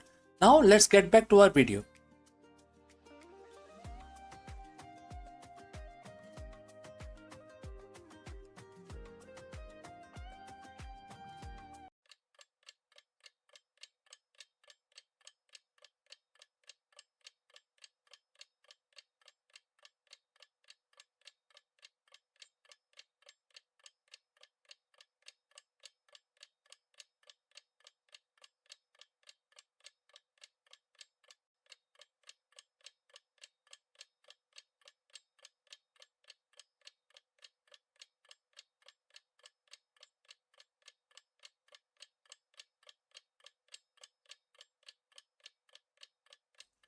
In 1993, India's ambition soared beyond the horizon as INSET 2B took flight from French Guiana.